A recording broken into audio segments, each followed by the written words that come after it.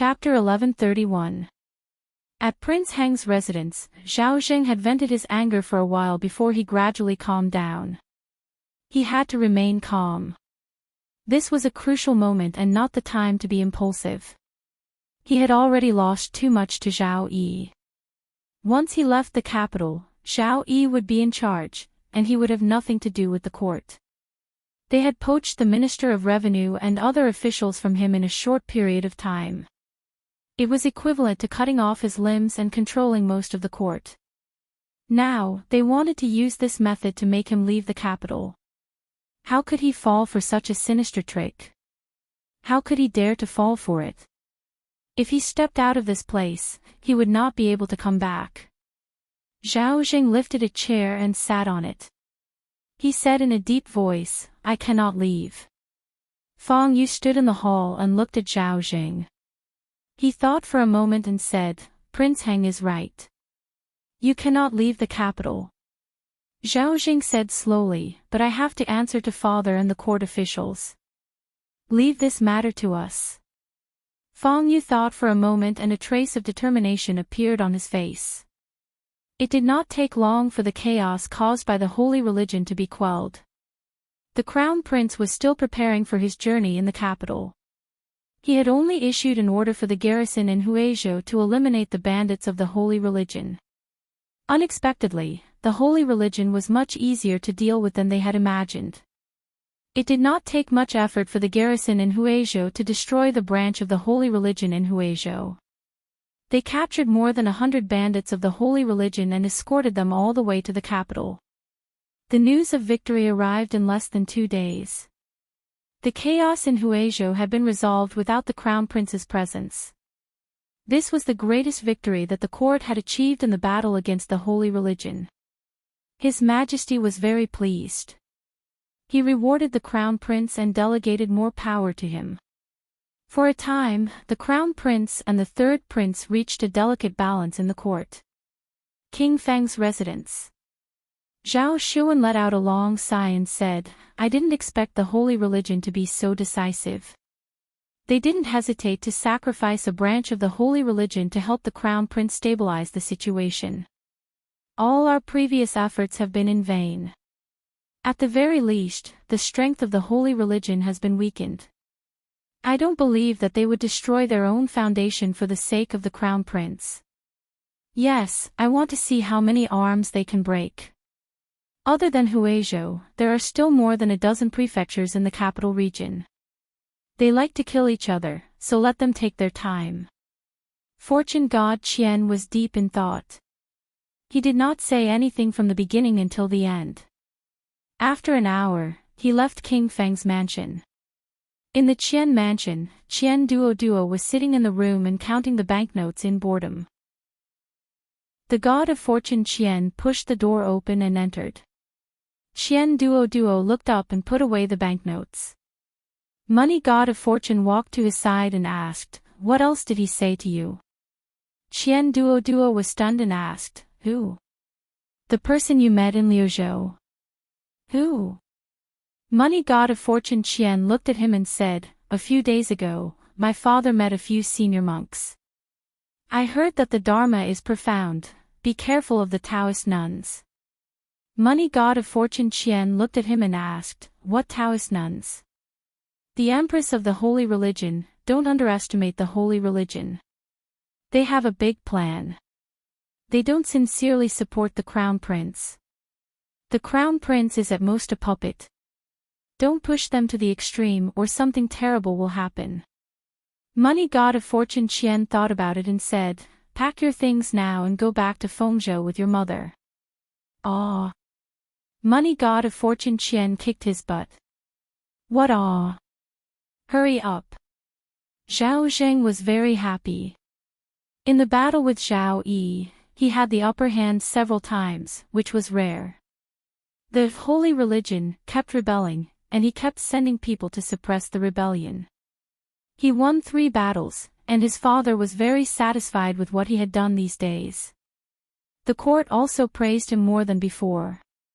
He looked at Fang Yu and said with a smile, "Envoy Fang, how about you sacrifice a few more prefectures? I promise that as long as I can be promoted, I can compensate you for what you have lost now. Feng Yu smiled and said, for the great cause of your highness, what's the harm of sacrificing a few more prefectures? Zhao Zheng was overjoyed. Then it's a deal. This time, I will go in person. Feng Yu agreed with a smile on his face. It was not until he walked out of Prince Heng's mansion that his face became completely gloomy. He walked through several streets and came to a yard. After knocking on the door and entering, he bowed and said, Your Highness, these days, the holy religion's strength in the capital region has been greatly damaged. Zhao Zheng's request is a bit too much. A voice came from the darkness. It's not time for the Emperor of the Qi Kingdom to die yet. Feng Yu thought for a moment and said in a low voice, But Your Highness, it wasn't easy for us to infiltrate the officials. After being framed and instigated by the third prince, Zhao Zheng no longer trusts them. If the holy religion's strength continues to weaken, even if Zhao Zheng becomes the emperor, it will do us more harm than good. Feng Yu's face was gloomy. He said, We must let him know that without the holy religion, he is nothing. The other side was silent for a long time before a voice came again. Then let the third prince benefit first. Feng Yu looked up. Your Highness, what do you mean? That person should also die. The Qi Kingdom was different from other countries. Just because the crown prince was the crown prince didn't mean that he would really sit on the throne. Everything depended on the emperor's final edict. His Majesty's attitude toward the crown prince was vague. His attitude toward the third prince was also vague. This caused the court to be divided into three factions. The crown prince's faction, the third prince's faction, and the soy sauce faction. During this time, the crown prince, who had been gloomy for a long time, began to shine. His performance in eliminating the rebels of the holy religion was remarkable. He even showed signs of returning to the court. This time, in order to boost morale and dampen the arrogance of the holy religion, the crown prince had personally gone to the capital region to eliminate the rebels of the holy religion. When he returned, his reputation in the capital would definitely rise to a higher level. Of course, the premise was that there were no unexpected situations. For example, the crown prince died while eliminating the rebels. Or, after the crown prince left the capital, His Majesty suddenly died, and the third prince smoothly took over the imperial army and entered the palace. Or, the third prince directly rebelled and forced the emperor to abdicate the throne. Of course, the crown prince had many guards around him. His Majesty's health was not at its end yet. It was even more impossible for the third prince to take the opportunity to rebel. These were all unlikely events. Victory State. A few carriages slowly entered the city gate. Lin Yong opened the curtain and said to Lin Wanru, Miss, I heard that the holy religion is wreaking havoc here. Why don't we return to the capital first? Lin Wanru thought for a moment and said, Let's wait and see first. It's the last state anyway, all right. Lin Yong replied and said, Then I'll find a place to rest first. Lu State. Ruoqing had given birth 2 days ago. Both mother and child were safe. Other than his younger sister, Li Duan had another younger brother. Li Yi had also received a letter from Su a few days ago. He and elder Tian were already on their way and would arrive in a few days. At this time, it was the 28th year of Jingyuan, the 5th month of the Qi Kingdom. The first prince had eliminated the rebels of the holy religion in the capital region and his reputation was growing day by day. The third prince temporarily took over the reins and established his authority in the imperial court. In the depths of the palace, the emperor of the Qi Kingdom had just taken his medicine and was sleeping soundly in his chambers. An hour later, a bell suddenly rang in the middle of the night. On the 13th day of the 5th month, the 28th year of the Qi Kingdom, the emperor passed away in Wanhua Hall. Overnight, the entire capital was shocked. Chapter 1132. His Majesty's stubborn illness had not been cured, and the two princes fought fiercely for the throne. In order to fight for the supreme position, the eldest prince and the third prince should have used all kinds of means and resorted to all kinds of means. The fight for the throne had always been like this, and this was what the eldest prince and the third prince had done. However, no one expected that the former emperor would pass away in the palace in the evening after announcing a series of decrees in high spirits during the morning court session yesterday. There was no precaution. There was no edict of succession. The crown prince was not in the capital.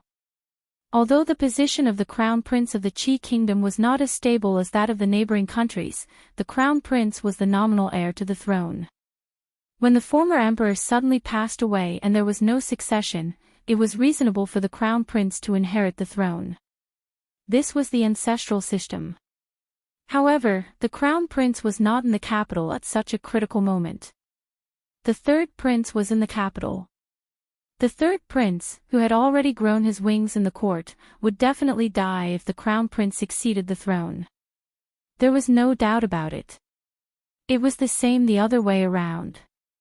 It was already late at night, and most of the people in the capital had fallen asleep.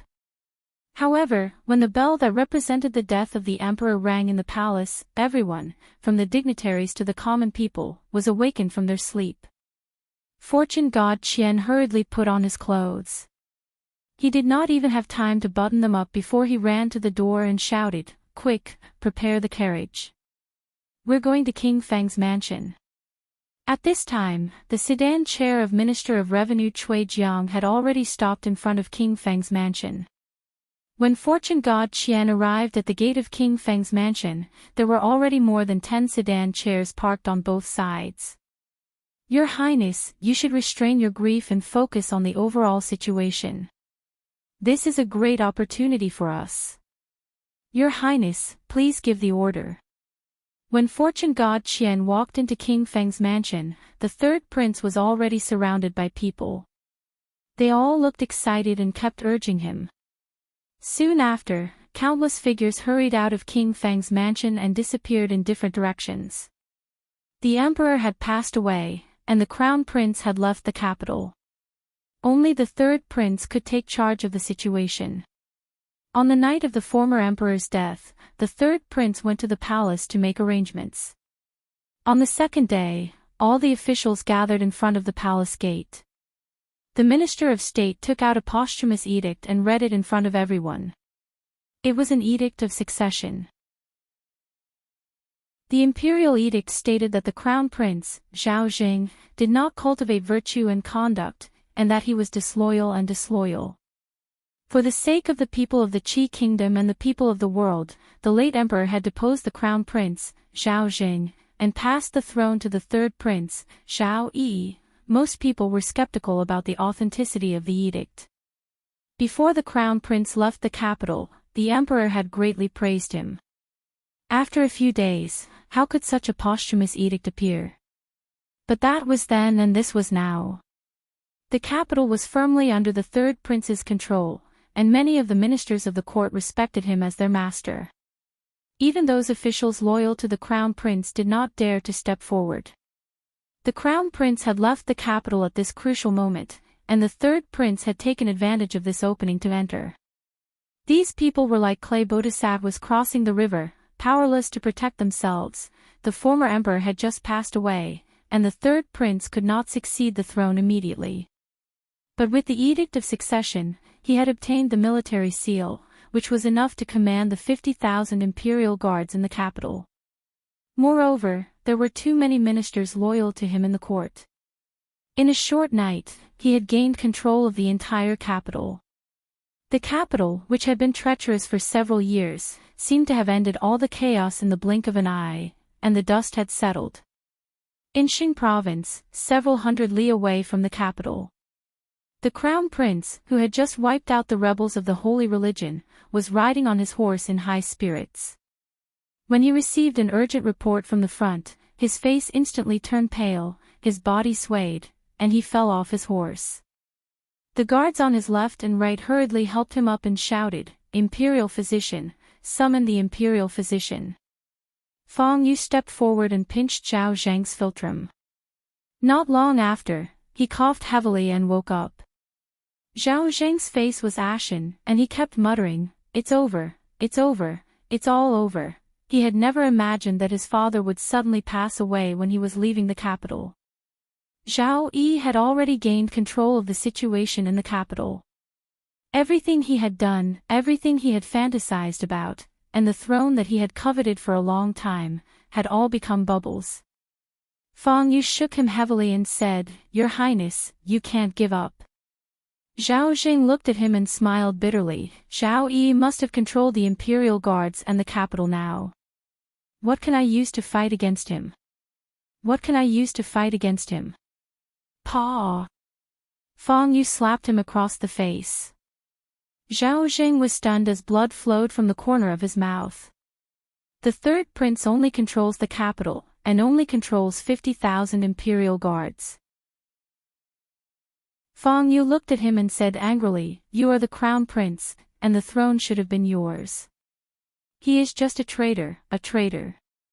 There are 50,000 imperial guards in the capital, but outside the capital, there are another 150,000 soldiers. How did you lose?" Zhao Jing was stunned for a moment, and then he finally understood. There were 200,000 soldiers stationed in the capital, and only 50,000 of them were in the capital. The other 150,000 were scattered in the various provinces of the capital. After his father passed away, his people rushed over. Zhao Zheng's reaction was definitely not as fast as theirs. If he could control all the soldiers in the capital, 150,000 against 50,000, and with the help of the holy religion, how could he not conquer the capital? He immediately took out a token from his waist and stuffed it into Feng Yu's hands, saying, "Envoy Feng, hurry, hurry. We must hurry before that traitor." "Rest assured, Your Highness." Feng Yu took the token and turned around to leave. After walking a dozen steps, a cold smile appeared on his face. The capital must be conquered. At that time, there would be no need for Zhao Jing to exist. The Empress's plan was much simpler than directly helping Zhao Jing to the throne. The disaster of war had erupted abruptly, and with the death of Emperor Xian, the third prince had seized the opportunity to ascend to the throne, taking control of the 50,000 imperial army in the capital. Meanwhile, the first prince had gathered more than 100,000 soldiers outside the capital and was directing his vanguard at the capital. Although the third prince was in an important area of the capital, his retreat had been cut off. Faced with an army more than twice his size, he could only rely on the walls to barely hold out. If not for the fact that the capital was heavily stocked with provisions, he would not have been able to hold out for long. The capital region, which had always been peaceful, became a land of war in a short period of time. Although the first prince's army did not massacre the people like the foreign invaders, it was not uncommon for them to forcibly take food and fodder and forcibly conscript the people. The entire capital region was in a state of panic. In Victory Province, a purple-clothed man walked into a camp and bowed. Reporting to Protector, several armies have fallen under our control. Zhao Zheng is no longer of much use to us. Why don't we? Feng Yu waved his hand and said, "No, no, no. On the surface, we still need His Highness the Crown Prince as our cover.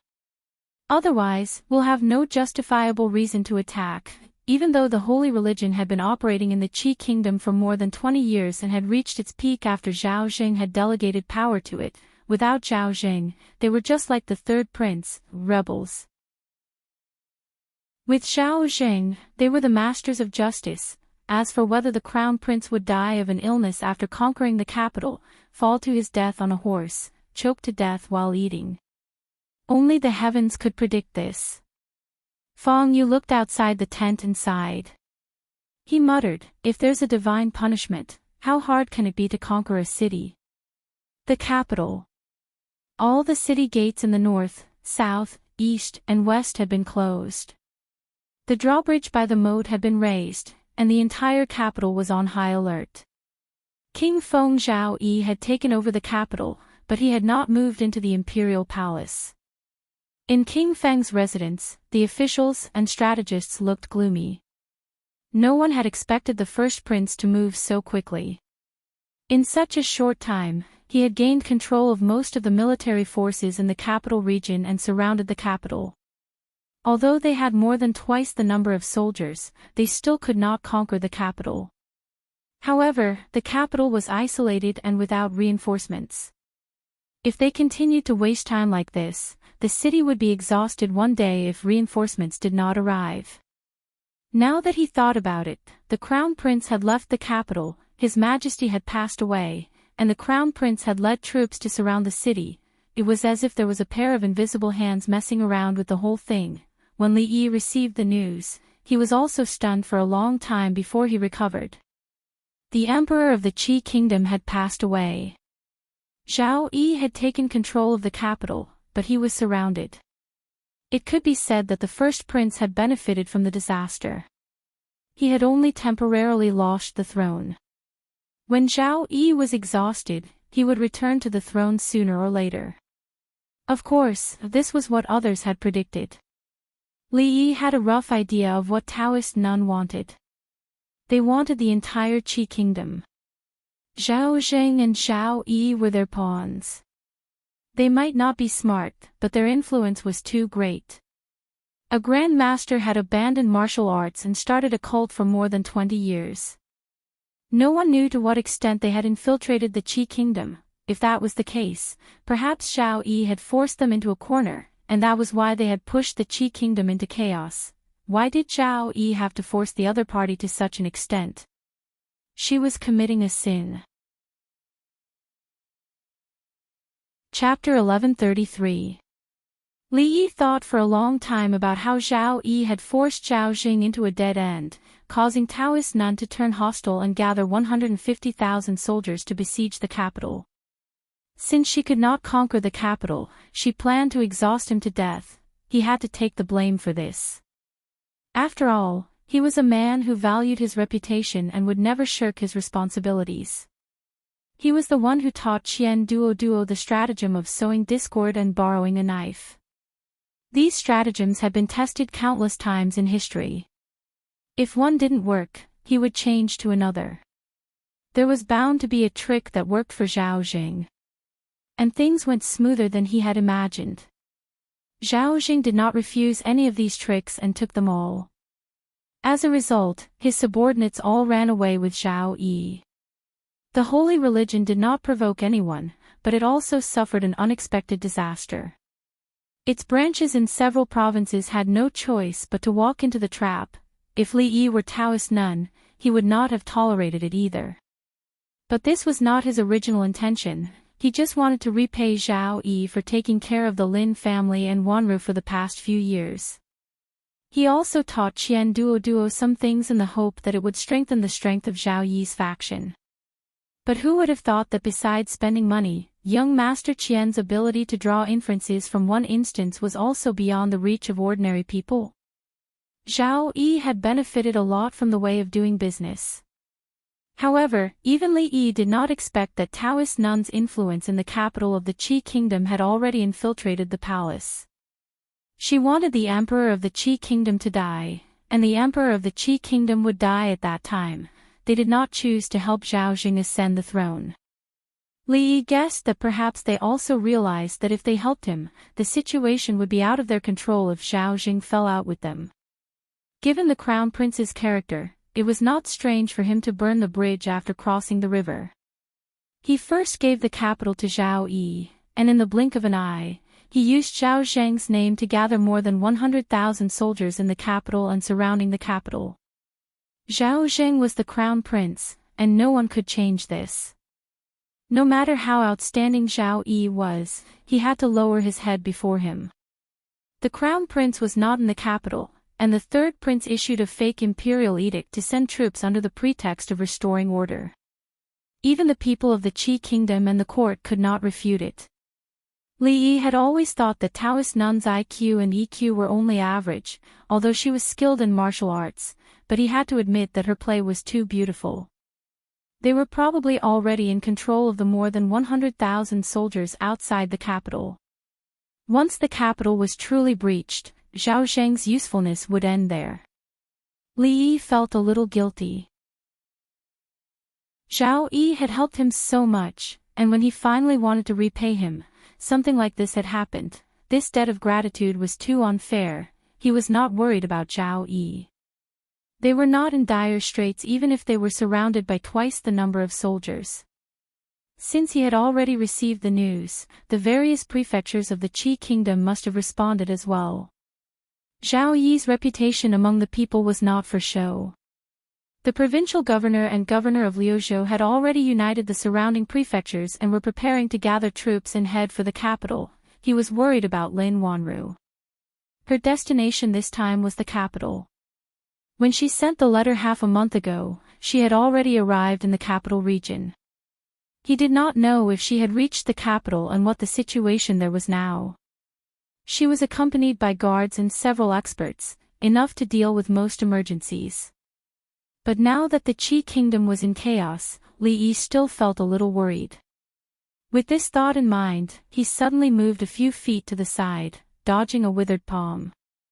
An old voice came from behind him. I haven't seen you for a year, and everyone in your family is a monster, a monster. Su looked at him with an extremely shocked expression and smacked his lips, looking very hurt. As a grandmaster, his self-confidence had taken a huge hit when he failed to launch a sneak attack from the back. Li Yi thought to himself, are all grandmasters the same? Do they all like to sneak attack from behind? Fortunately, he had not stopped practicing during this period of time. The tortoise breathing skill had been running day and night. Although he still could not defeat Mississippi Liu, Bai Su could still suppress her with one hand. At this time, Bai Su could almost sweep the heaven list. Although he was still not a match for Mississippi Liu, he had vaguely touched a certain realm. It was even up to luck to see who would break through first. If he was a little luckier, then Rui would probably be the first to succumb to his despotic power. After successfully getting rid of the single relationship, Su actually did not look as sloppy as before. There were no oil stains on his clothes, and his hair was tied up neatly. He did not look like he used to. Where's old man Chang? How dare he steal this old man's disciple? It's time to settle the score with him. If it was not for his temperament, Li Yi would definitely think that he had recognized the wrong person. Li Yi pointed to the courtyard next to him. Su stomped his feet and flew straight over the wall. After a while, there was a dull sound coming from the other side of the wall. Su and Taoist Nun were old enemies. He fought with Changde purely because he was itching to fight. There were not many people who could go all out with him. Chang was one of them. Moreover, the two of them had some old grudges. Because of Li Duan, there was a new grudge. This time, it would not end so easily. You actually broke through too. This was Su's voice. Why? You're allowed to break through. You're not allowed to break through. Changde's voice was always so gloomy. Su said sarcastically, how dare you call yourself an old man? You don't even have a dick. What right do you have to call yourself an old man? People always had to pay the price for their impulsiveness. Earlier, Elder Su was still able to fight evenly with Elder Chang. But now, he quickly fell into a disadvantageous position. Li Yi stood on top of the wall and saw that Elder Chang was attacking Elder Su's crotch with every move. If even one of Elder Chang's moves landed, the two of them would probably be brothers in the future. Li Yi watched from above and broke out in a cold sweat for Su. If Elder Tian had not joined the fight and forced Chang to retreat, Su would have been in danger today. If Chang had not been really angry, he and Su were actually about the same. However, he was definitely not a match for two grandmasters at the same time.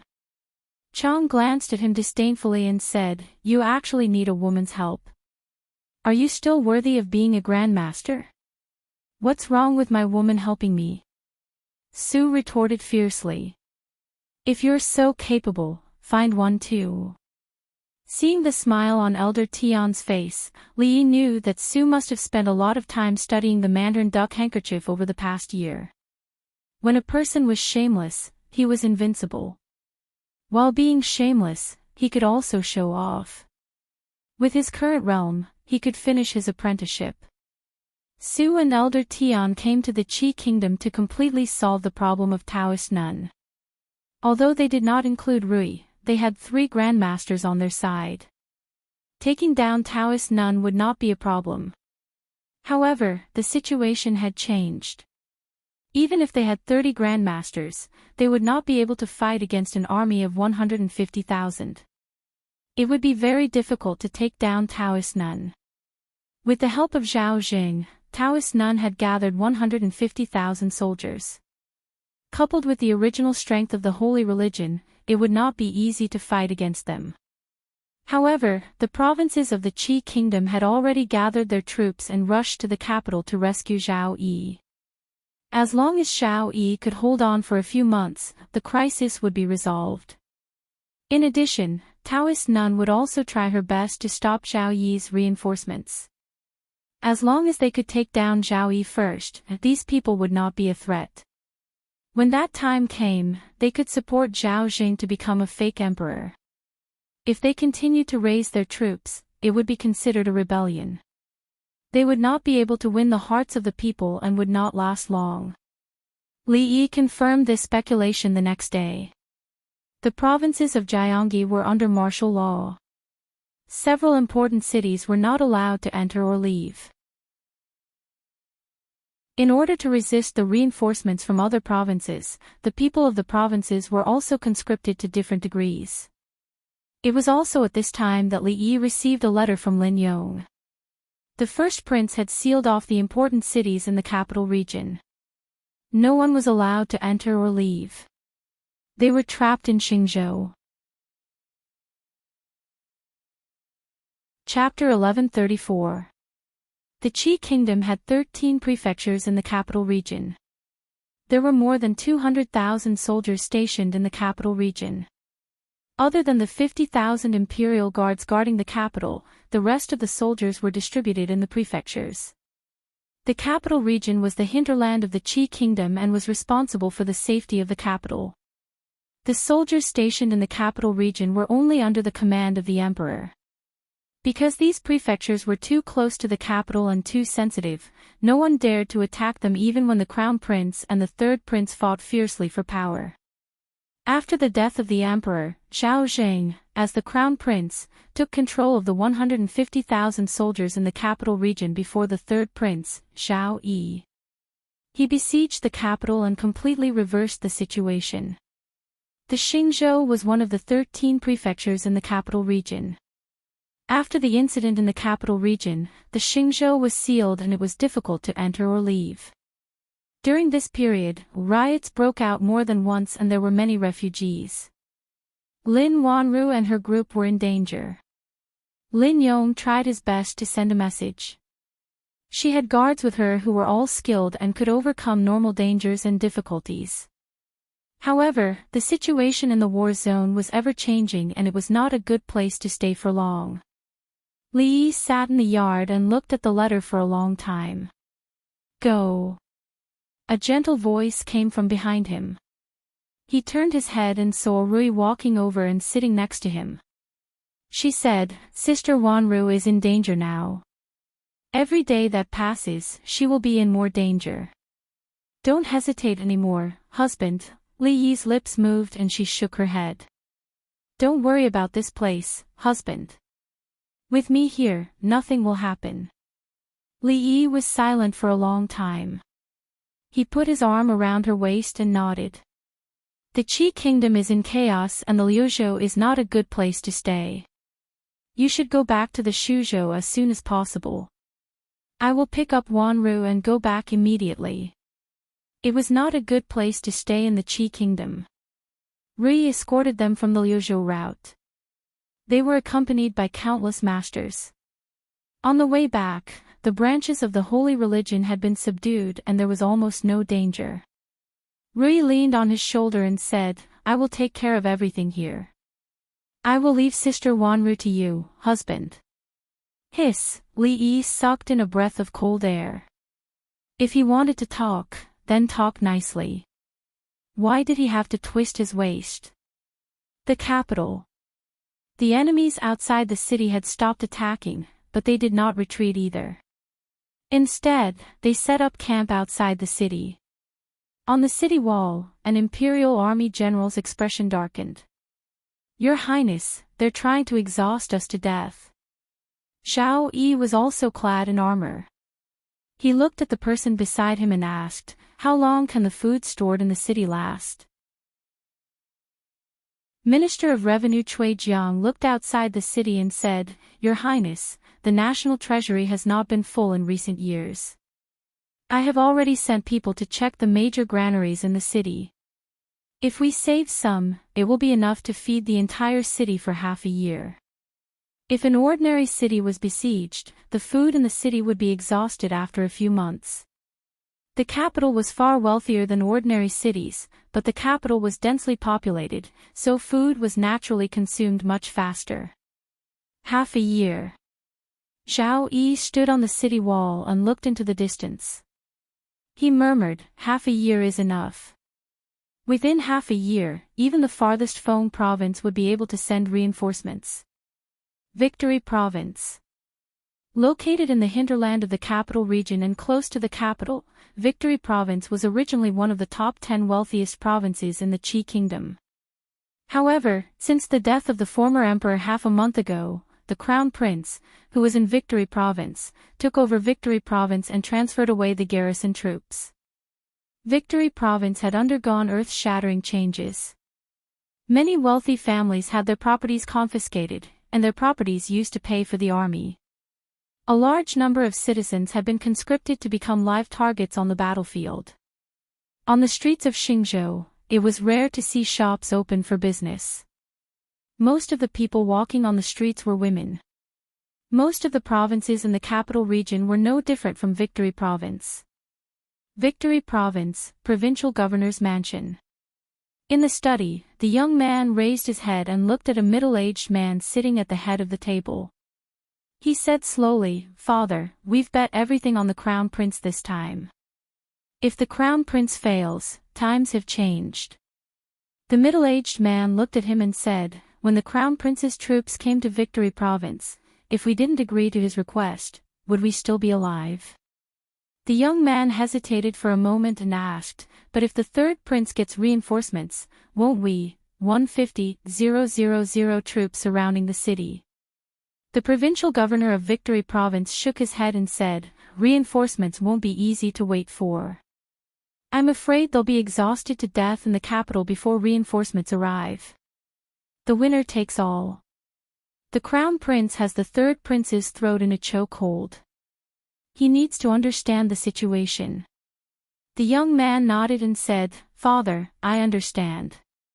Although they had almost submitted to the third prince, they couldn't go against the trend. The Crown Prince's military might was unstoppable. A wise man submits to circumstances. He walked out of the study and looked in a certain direction in the back residence. A smile appeared on his face and he strolled over. In a remote courtyard in the provincial governor's mansion of Victory Province, Lin Yong had a worried expression as he paced in the courtyard.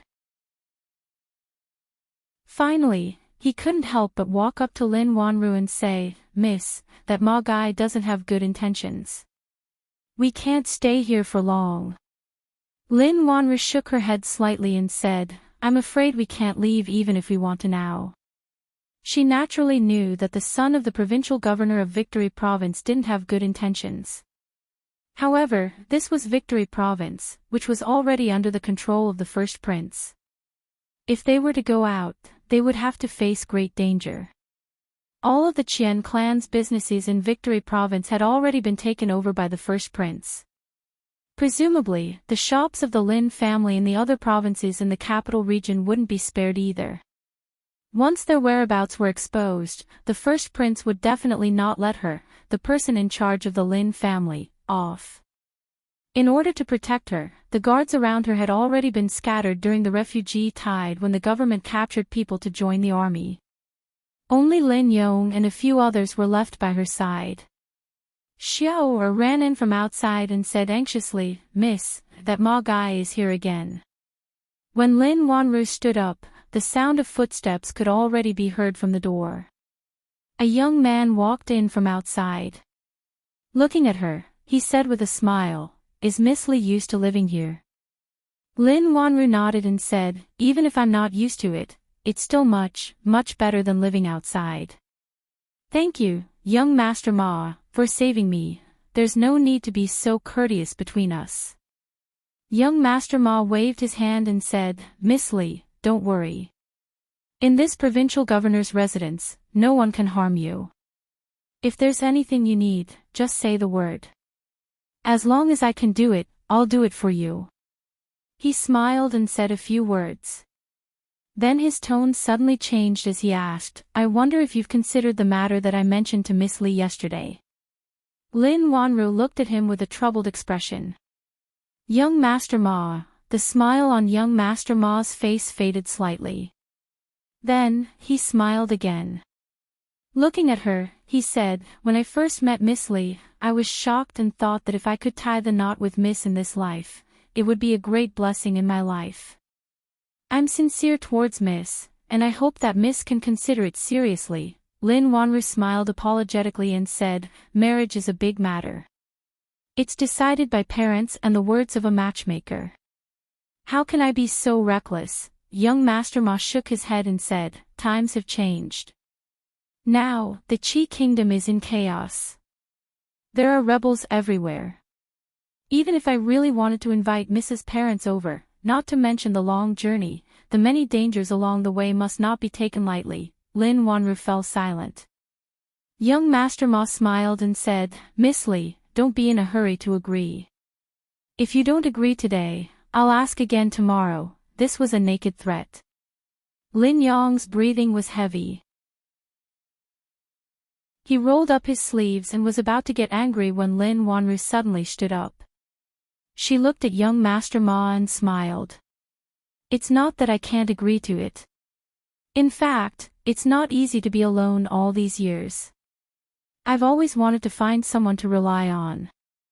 However, for a woman, marriage is one of the most important things in life. It's already a pity that my parents can't come. But if I don't even inform them, it would be unfilial of me as a daughter. Please forgive me, young Master Ma. What's so difficult about that?" Seeing that she had relented, young Master Ma waved his hand and said, "Where are they now? I'll send someone to deliver a letter to them. It won't delay our wedding." Lin Wanru looked up at him and said, "Lu Province." Chapter 1135. When the young master walked out of the small courtyard, there was a faint smile on his face. This girl called Li Ru still couldn't resist the charm of the young master of the provincial governor. Although he already had a few wives and concubines, and among them were young ladies from famous families, famous prostitutes from brothels, and clean families, the moment he saw this Miss Lee, he knew that she was different from those coquettish B*****s who only knew how to fight for a man's favor. The unique temperament she had was something he had never seen before in his life. If he could hold such a girl in his arms, it would probably be the pinnacle of a man's life. He was already a little impatient, and he couldn't help but quicken his steps. In the small courtyard, Lin Yong looked at Lin Wanru and said anxiously, "Miss, how can you agree to that guy with the surname Ma? If you marry him, won't you not be able to marry the Li brothers?" This time, even Xiao couldn't stand it anymore. She glared at him and said, "Are you stupid?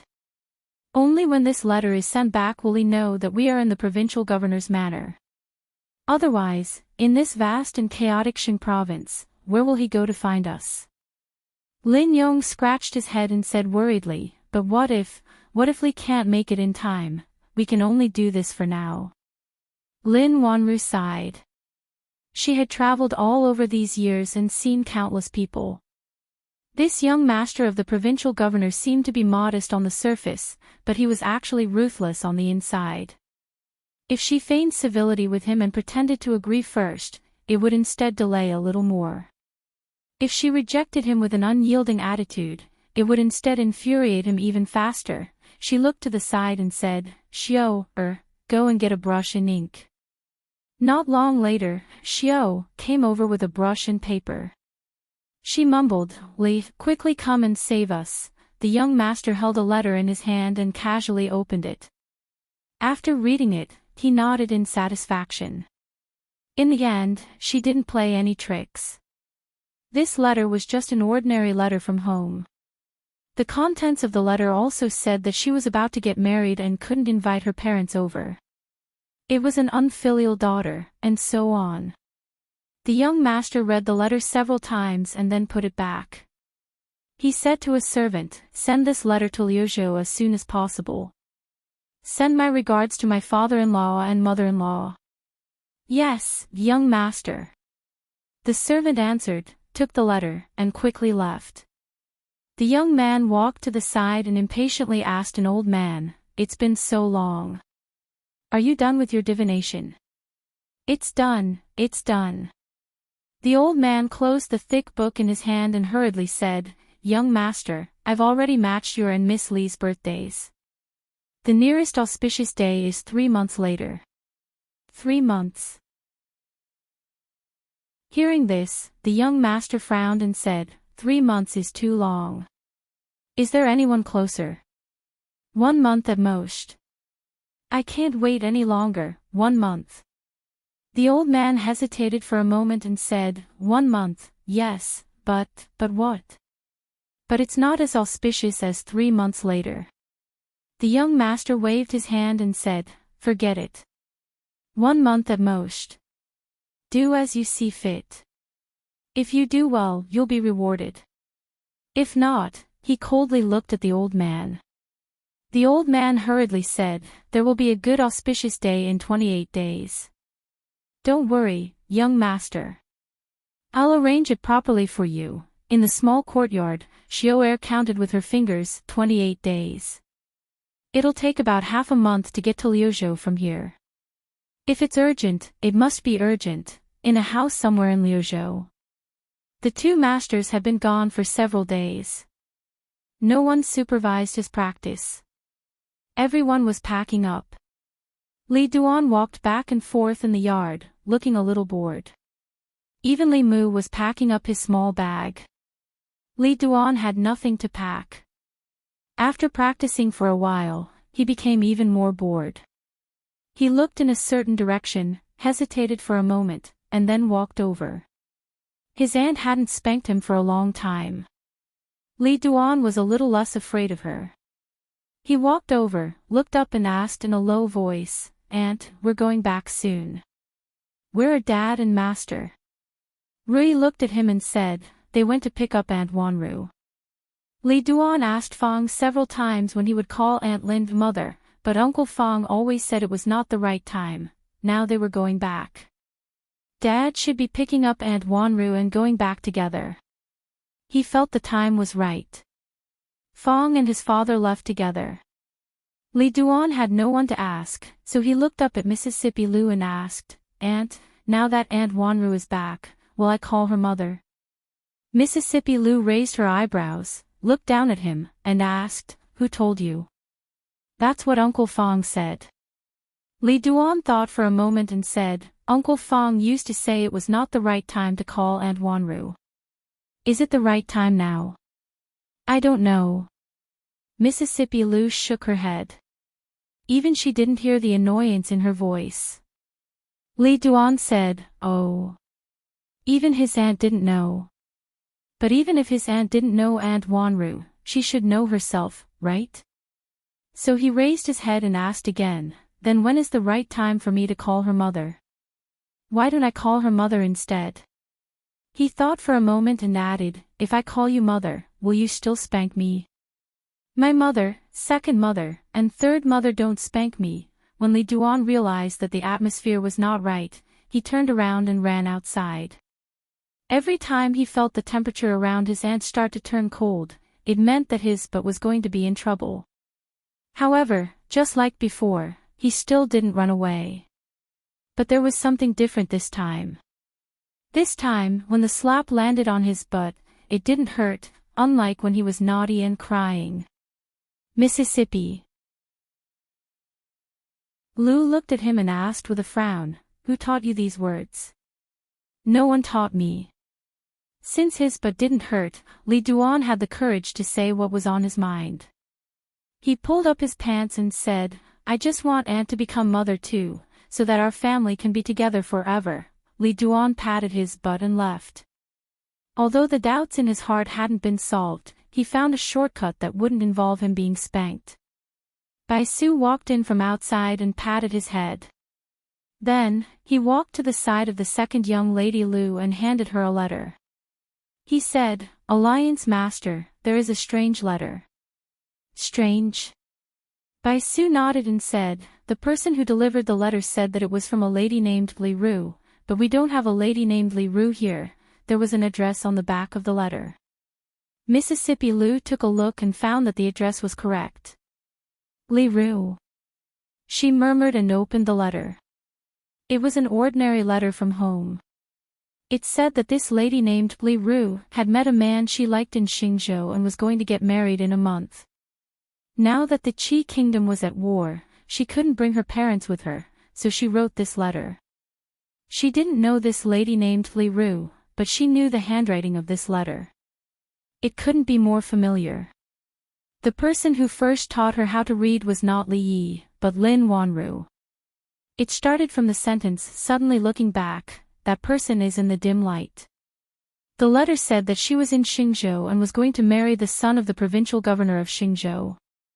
The date of this letter was only 5 days after the last one when they were trapped in Xingzhou. This was a letter asking for help. They had entered the provincial governor's office not long after they were trapped in Xingzhou. But 4 days ago, Li Yi and Chengde Su had already set off for Xingzhou. They still didn't know about this. They didn't know that Lin Wanru was in the provincial governor's office, and that she was going to be forced to marry the son of the provincial governor of Xingzhou in less than half a month. If they couldn't find her when they arrived in Xingzhou, a few more days of delay would cause irreversible consequences. Bai Su's expression was a little anxious. He said, "Chief, I'll go chase after them. I must tell him about this." Mississippi Lu put the letter away and picked up autumn water. She said, "You go back to Xingzhou with them first. I'll go personally." Chapter 1136. The Qi Kingdom was once the most powerful country in this land. The country was prosperous and its people were at peace. The rivers were clear and the seas were calm. Its military prowess intimidated its neighbors. However, that was in the past. Several years ago, the Jing Kingdom rose at an unstoppable speed and left the surrounding countries far behind. The Qi Kingdom was prosperous and its people were at peace. The Qi Kingdom was at war. The glorious history of the Qi Kingdom became a thing of the past. Of course, that was only in comparison to the dazzling Jing Kingdom. In fact, other than being unable to catch up to the Jing Kingdom, the Qi Kingdom was still powerful.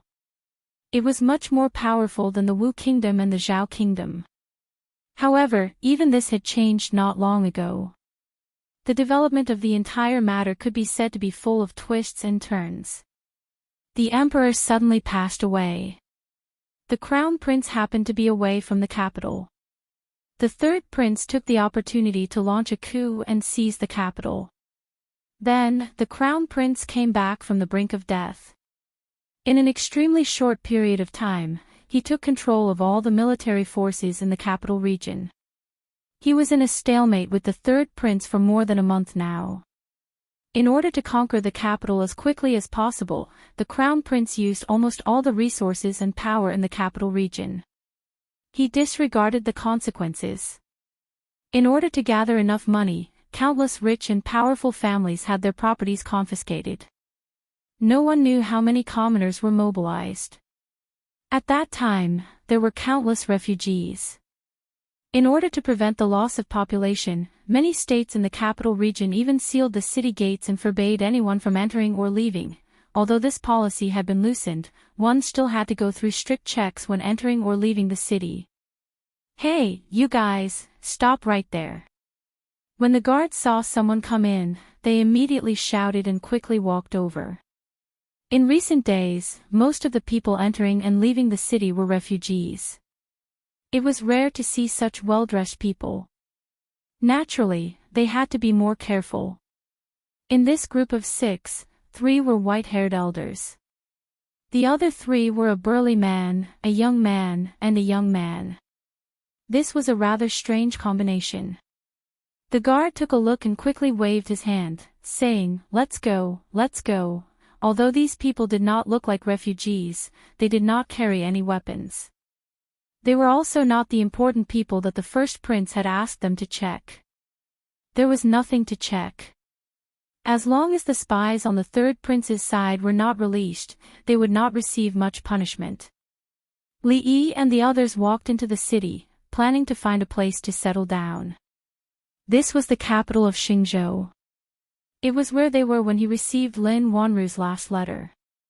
The city of Xingzhou wasn't big. It couldn't be compared to the big cities in the future, but it was bigger than the counties in the future. Even so, it wasn't easy for them to find them in the city. After all, this was not the capital, nor was it Xuzhou, nor was it Rui. This was an area occupied by the Qi kingdom. They did not have any influence here. It was not an easy task to find a few people. Su Jing walked around the street, and when he came back, he said, "I found a few strongholds of the holy religion, but this place is very close to the capital, so it's not easy to get in touch with them, just in case." Li nodded and said, "Don't act rashly for the time being." In addition to Chang, Su and Tian, Fong and Su Jing also came on this trip. Fong had nothing to do, and Su Jing had something important to do. Finding Wanru was the most important thing, and if possible, he wanted to establish the holy religion. Of course, they couldn't act rashly now. This place was close to the headquarters of the holy religion, and it was in someone else's territory. If Taoist none found out, it would be a little troublesome even if they had 3 grandmasters. After all, even a grandmaster couldn't fight against so many people. If they really surrounded the city with tens of thousands of soldiers, even a grandmaster couldn't do anything, although the possibility was very small. In Xingzhou, several shops of the Qian family had been closed, and even sealed. The Qian god of fortune was Zhao Yi's #1 henchman. If Zhao Jing got the chance, he would naturally not let the Qian family go. The Lin family's business had not had time to expand to Xingzhou, but looking at the fate of the Qian family, even if the Lin family had a shop in Xingzhou, it would be difficult to find them. Almost all the clues were cut off. Li Yi also thought of putting up a notice, but this was Xingzhou, and the Lin family had long been labeled as King Feng. This would be too ostentatious, so he immediately ruled it out. "If you can't find her, let her come out to find you. Do you really need to make it so difficult?" Cheng's voice was always so gloomy. Fong said in surprise, "We don't even know where Miss Lin is. How can we let her come out on her own?" Changde looked at him and said, "If we strip you naked and hang you on the city wall, everyone in Xingzhou will know. If Miss Lin sees you, she will know that we have arrived." Fong silently hid a little further away. This old man could not win in a fight, nor could he win in an argument. It was best to hide a little.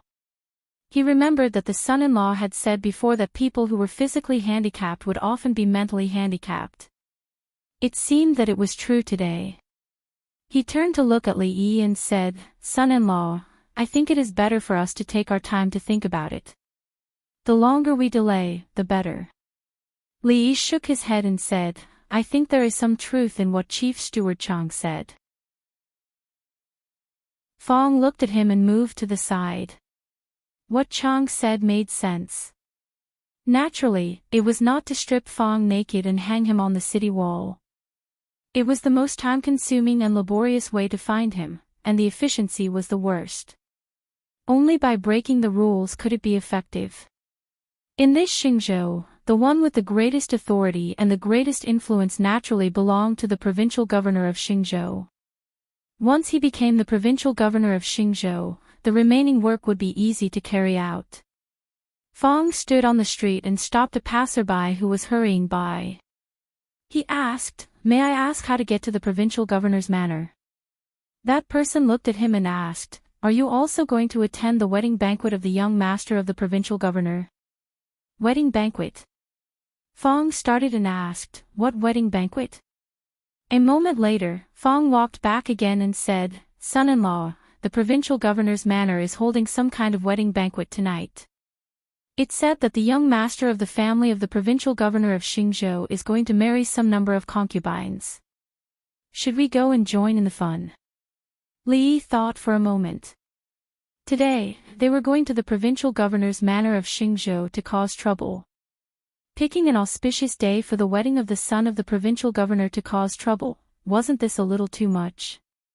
This provincial governor is really not a good person.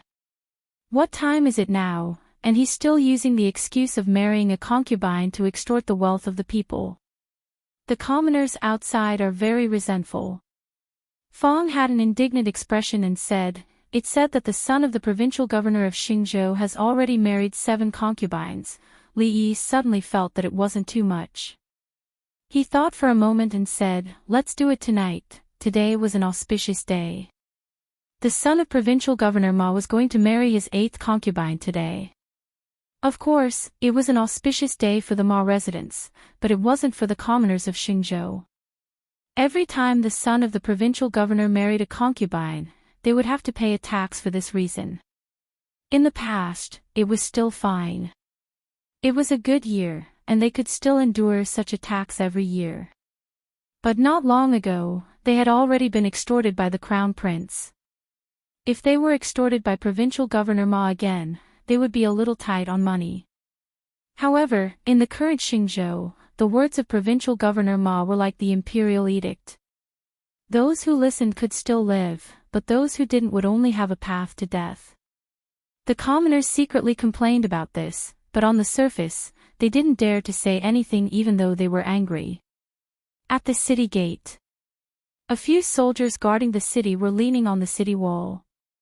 One of them looked at the sky and said, "Tonight is a big banquet at the provincial governor's manor. If we close the city gates earlier, we might be able to get a bowl of wine to drink." Extremely right, extremely right. It's not common to see a banquet at the provincial governor's manor. Although we can't sit at the table, we can still stand outside and drink a mouthful of wine. Why don't we close the city gates earlier? His words received the unanimous approval of the people around him. The young master of the provincial governor was marrying a concubine. Although the etiquette wasn't very complicated, and there was no need to bow to the heavens and the earth, the banquet wasn't shabby at all. Even if they passed by the entrance of the provincial governor's manor and said a few auspicious words, they would still be able to get some wine to drink. The few of them discussed for a while and decided to close the city gates earlier. However, when the city gates were closed halfway, they suddenly heard the hurried sounds of horse hooves in front of them. The few of them raised their heads and saw a huge horse charging over. The 3 of them were so scared that they lost their spirit and hurriedly dodged. That steed brushed past them and disappeared into the city. Only then did the few of them regain their senses. They cursed loudly, "Which idiot is it? That person had already disappeared." The few of them cursed and closed the city gates again. At this moment, in Xingzhou City, a white-robed female stopped a passerby and asked, "How do I get to the provincial governor's manor?" Chapter 1137. In recent days, the 3rd imperial prince had started a coup, and the 1st imperial prince had sent troops to surround the city. The entire capital region had been affected to varying degrees. In Victory Province, the commoners were worried about the war situation, grumbling and complaining. On the other hand, the provincial governor's manor was filled with jubilation. Today was a joyous day for the provincial governor's manor. The manor was decorated with lanterns and colored banners, and there was an endless stream of guests coming and going in front of the manor's gates. There were 2 secretaries responsible for recording the list of gifts, and each of them wrote furiously until their wrists were sore. Every time the young master took in a concubine, there would be an endless stream of people coming from the nearby provinces to send gifts. This was the time of year when the provincial governor's manor received the most income. When Li, Su, and Chang entered the provincial governor's manor, they naturally didn't need to go through the main gate. They were all experts who came and went. If they went through the main gate, how could they show off their status as experts? Most importantly, they hadn't prepared any gifts, and they didn't have invitations. It would be too troublesome to rob them on the spot. Wine and meat stinked at the gates, and there were frozen bones on the road. The more chaotic the world, the more obvious this difference was. Many of the commoners of Victory Province were already starving, and their clothes were barely covering their bodies. However, this provincial governor's manor was filled with jubilation. There was wine and meat everywhere, and it was very lively. This caused the trace of guilt that Li Yi had felt for disturbing someone else's happy occasion to completely disappear. In a secluded courtyard in the back residence, all the noise and excitement were isolated outside. Xiao Er's face was filled with anxiety as she paced around in the room, mumbling, "What should I do? What should I do? It's about to start, but Li hasn't come yet. What should I do?" Lin Wanru sat by the bed and looked at Lin Yong at the side. She said, "In a while, take Xiao Er and leave." Lin Yong was startled and asked, "Then what about you, miss?" Lin Wanru didn't look at him. She calmly said, "I have my own ways." "No." Lin Yong flatly refused. "If miss doesn't leave, we won't leave either." A determined expression appeared on Xiao Er's small face as she said, "I won't leave either. If we leave, we'll leave together." The sound of footsteps came from outside the door.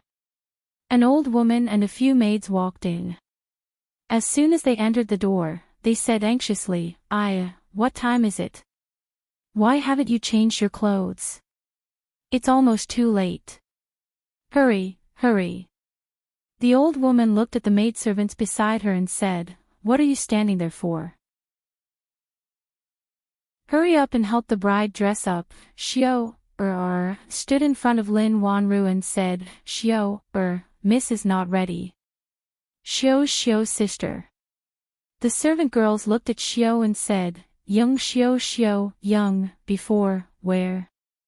A few maidservants dragged Xiao Er out of the courtyard.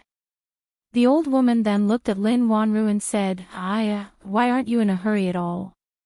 Although we don't need to bow to heaven and earth, it will take a while to dress up. If we're late and young master blames us, I won't be able to take it." Lin Yong rolled up his sleeves. Lin Wanru looked at him and he looked at the old woman with hatred and strode out. The old woman closed the door and immediately ordered the servant girls beside her, "You guys, hurry up. If there is any delay, I won't forgive you.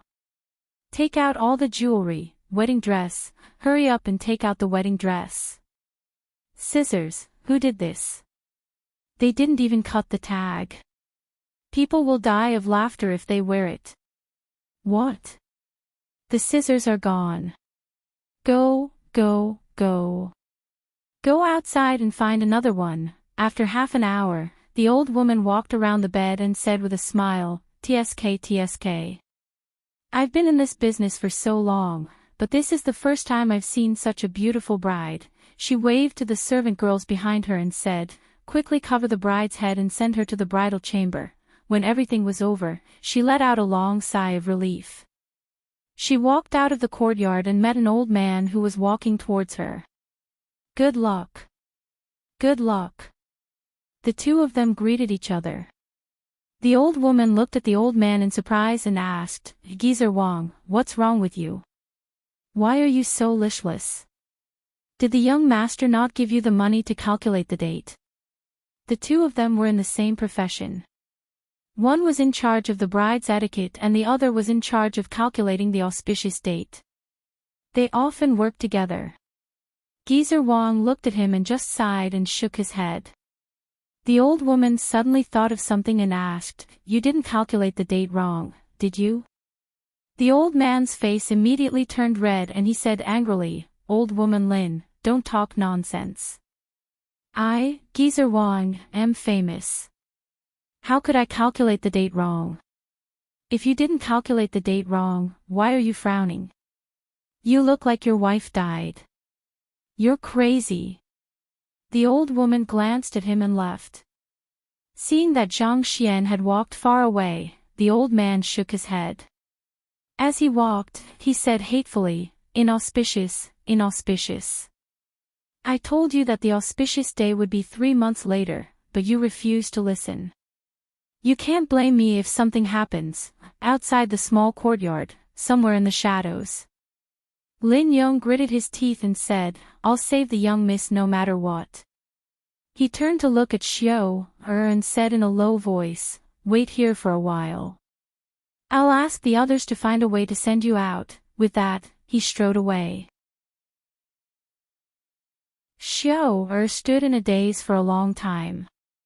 After a while, she finally couldn't help but squat down and cry loudly. After an unknown period of time, a familiar voice rang in her ears. "What's wrong? Did Lin Yong steal your Tonghalu again?" Xiao raised her head. The tears in her eyes were reflected by the lights in the distance, sparkling brightly. A servant of the provincial governor's manor supported the young master and led him to a certain courtyard. The servant hurriedly said, "Young master, slow down, slow down, slow down." The young man reeked of alcohol and said, "If I'm slow, won't the bride be anxious?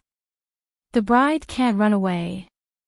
The servant said and hurriedly said, "Young master, slow down, be careful not to fall." When the two of them walked to the entrance of the courtyard, they happened to meet a few other people. The servant was stunned at first, then he pointed to the back and said, "You're going in the wrong direction. The gate is over there." He just thought that these people were guests who went the wrong way. After saying that, he helped the young man to enter. Changde looked at Li Yi and said, "You go in first." Changde's voice was sharp. The young man didn't hear clearly what the old man said, but the voice made him very uncomfortable. He frowned and said, "Neither a man nor a woman. Why does my father invite everyone to his house?" Su looked at the young man with pity. Suddenly, he felt a chill in his crotch and couldn't help but reach out to touch it. Changde took the young man from the servant and said, "Go do your work. I'll support him." The servant unconsciously let go of his hand and then reacted and asked, "You are?" Before he could finish his words, he fell to the ground. Li Yi looked at Chang, nodded, and walked into the courtyard. The young man's tragic cry was heard. In the room, Lin Wanru sat on the edge of the bed with a red veil covering her head. This red veil seemed to isolate everything outside. Just now, after those servant girls helped her dress up, she took a look at herself in the mirror. The person in the mirror was beautiful beyond compare. People often said that the most beautiful moment in a woman's life was when she put on her wedding dress. This saying was indeed true. It was a pity that the person in her heart didn't see her wearing the wedding dress. Her right hand was holding a pair of scissors. For more than half a year, she had been learning martial arts from Rui. She wasn't a weak woman in the traditional sense. That provincial governor's son wasn't a match for her. Tonight was her last chance. She had to take him hostage and force the provincial governor of Xing province to send them out of the city. This was her only choice. The door was open from the outside. Her heart tightened. There were footsteps coming from the door and coming to the bed. A hand lifted her veil. She suddenly stood up and raised her hand. The scissors in her hand went straight to his neck. Her wrist was grabbed in midair and the scissors were taken away by another hand. Her face was pale and her heart quickly sank. Li Yi looked at her and said in surprise, "You want to murder your husband on the wedding night?"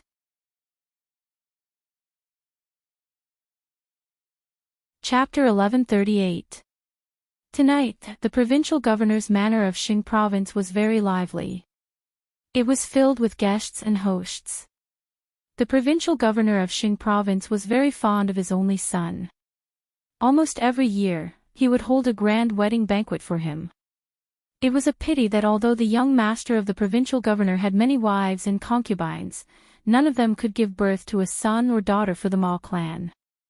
The people of Xing province discussed in secret. It was most likely that the Ma clan had done all sorts of evil deeds and the heavens were punishing them. They purposely caused the Ma clan to die without descendants to rid the world of this scourge. Of course, they were only discussing in secret. In Xing province, the Ma clan was the local tyrant. They had to pay the taxes and give the gifts that they had to give. Once they disobeyed, a great disaster would befall them. Provincial Governor's Manor. Congratulations, Lord Provincial Governor. I hope young Master Ma will have a son soon. Everyone, don't stand on ceremony today. Drink to your heart's content. The guests that had entered the manor cupped their hands and congratulated. After 3 rounds of drinking, the provincial governor of Xing province had finished dealing with the guests. He was a little tipsy and cupped his hands. Everyone, continue.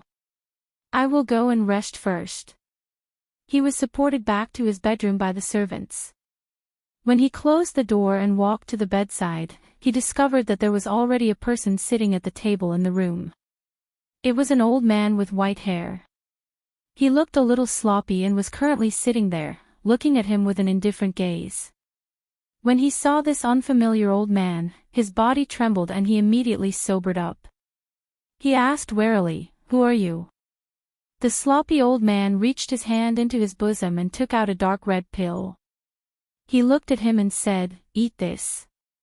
He did not recognize this old man. A person that he did not recognize had appeared in his bedroom just like that. The provincial governor of Xing province did not hesitate to turn and run out the door. As he ran, he shouted, "Help, help, there's an assassin." Just as he shouted, he felt a sudden pain at the back of his neck. He could not help but open his mouth in pain. He felt something had entered his mouth and melted. That thing tasted extremely bitter, so bitter that tears almost flowed down his face. He squatted on the ground with tears and mucus flowing down his face.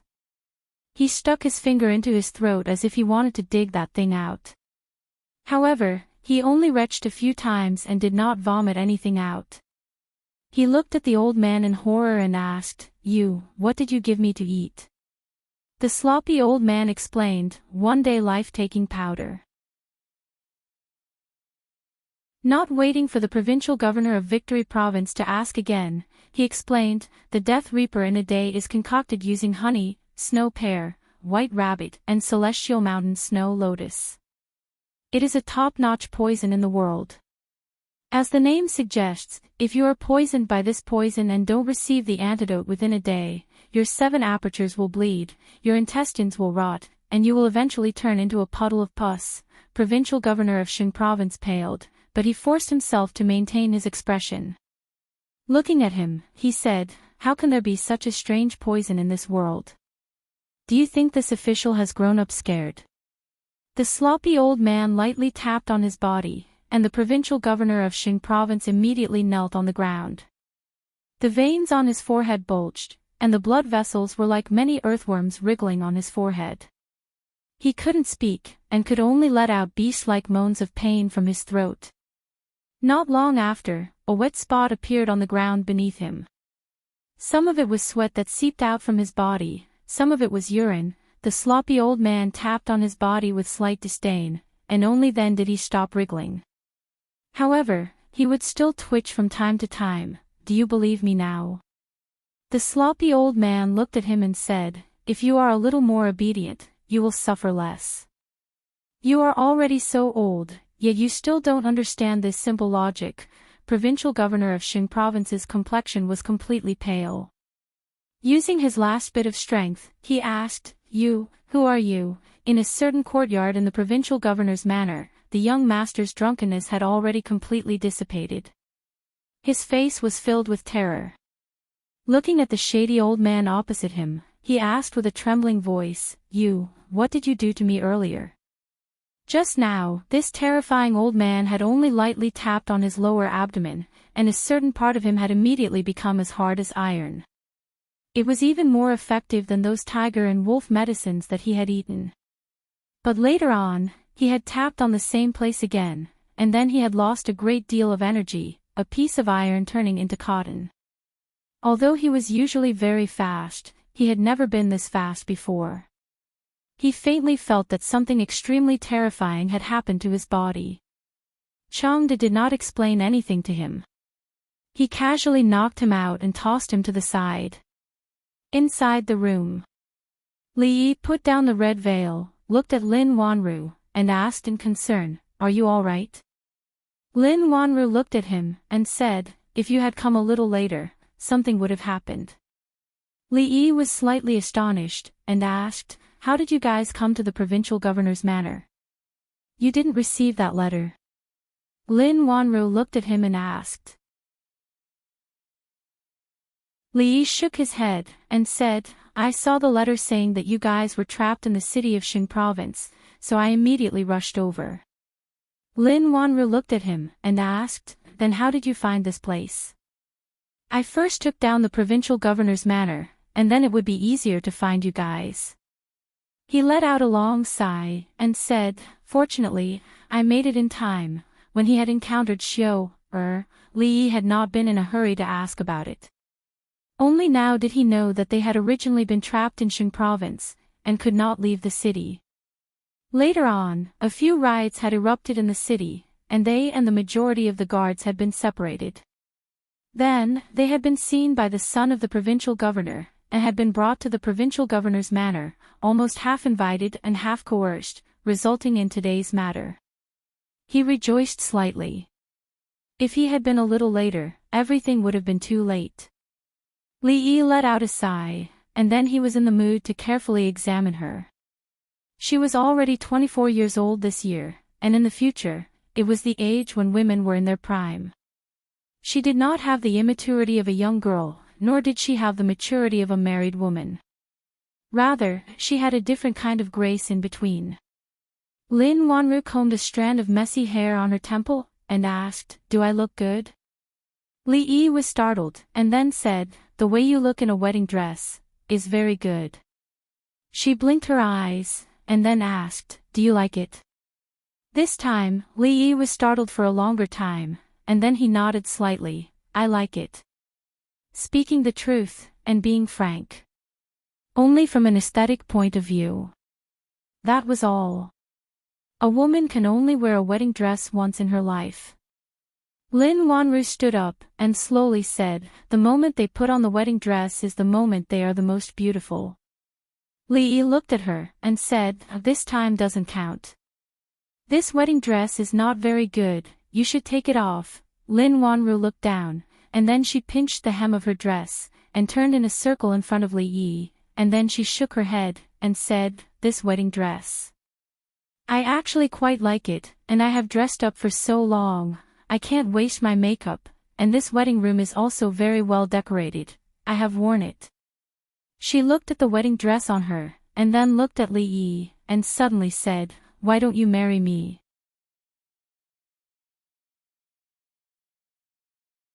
Chapter 1139. Li Yi also felt that it was a bit wasteful. The guests had been invited, the banquet had been held, the wedding clothes had been worn, and the wedding house had been decorated. If nothing happened, it would be a waste of the wealth that the governor of Xing province had plundered from the people. It would be a shame to the people of Xing province, and a shame to the people of the world. But compared to when drunken Ink Ruoqing got married, it was still a bit shabby. He looked around and asked, "Isn't it too hasty?" Lin Wanru sat on the edge of the bed and looked away from him. She said, "This time, I had thought that I would never see you again." Li Yi sighed softly. In this world, there were many things that were destined. If one really had to talk about it, the main culprit for them being trapped in Xing province was actually him, so all of this could be said to be his own doing. There was a relaxed smile on Lin Wanru's face. She said, "At that time, I thought, if I died like this, it would be such a pity. I haven't married yet, haven't waited for 2 years when no one wants me to marry you. Some things should not be delayed. She turned to look at Li Yi and said, there is no time like the present. Instead of waiting for 2 years, it is better to do it now. She walked to the table and poured 2 cups of wine. She handed one to him and said, will you marry me? Li Yi took the wine cup. Her wrist went around Li Yi's wrist, and the two drank the wine in the cup in one gulp. He looked at her and said apologetically, I am sorry to have made you wait so long. In fact, regarding this matter, he had already confessed to Rui before he came. The debt of love that he had caused, he had to pay it back even if he had to kneel. Of course, the bite mark on his arm from Rui was still there. When they crossed cups of wine, the moment they raised their head, Li Yi seemed to see a familiar scene out of the corner of his eye. When he put down the wine cup, he realized that it was not an illusion. Mississippi Lu crossed her arms over her chest and leaned against the door, looking at him calmly. She looked at him, then looked at Lin Wanru, and asked, should I come a day later? Outside the yard. Su looked at Changde and asked, does this count as being caught red-handed in bed? Naturally, Chang would not be so bored as to answer his question. Su didn't expect him to answer. He shook his head and said, TSK, I'm still one step too late. I can't even be ranked 5th now. Li Yi did not expect Rui to arrive so timely. He did not know that after they left, she sent a letter to Liuzhou and that Mississippi Lu would travel day and night to come here personally because of that letter. Even if he didn't find the provincial governor's manor today, with Rui around, Wanru and the others would be fine. After all, she would always appear when she should and shouldn't appear. The provincial governor of Xingzhou was already under Su's control. After eating an overdose of white rabbit creamy herb, complemented by Su's unique secret technique, he was not afraid that he would not listen to him after tasting that kind of feeling that was worse than death. As for the son of the provincial governor who had committed all kinds of crimes, he had also paid a heavy price for offending the narrow-minded director Chang. From a certain point of view, he could no longer be called a son. Li Yi lay on the bed, his hands behind his head, a trace of fear still lingering in his heart. Fortunately, nothing went wrong in the end. It was just that Rui's appearance was a little too untimely. Otherwise, he would probably be able to talk to Wanru all night, talking about life and ideals. Before coming, he had actually thought of many ways, but he had not expected that the one who was seduced in the end would be himself. At home, Rui's martial arts were too high, and he couldn't beat her. As the Empress, Ruoqing was in charge of hundreds of thousands of people. Drunk Mo always liked to be at the top, and only Ruoqing listened to him. Shopkeeper Lin was indeed the same shopkeeper Lin. If she was as domineering as before, her husband's authority might still be weak in the future. In another room, Mississippi Lu sat in front of the table, hugging Autumn Water, lost in thought. There was a knock on the door. She stood up and walked over to open the door.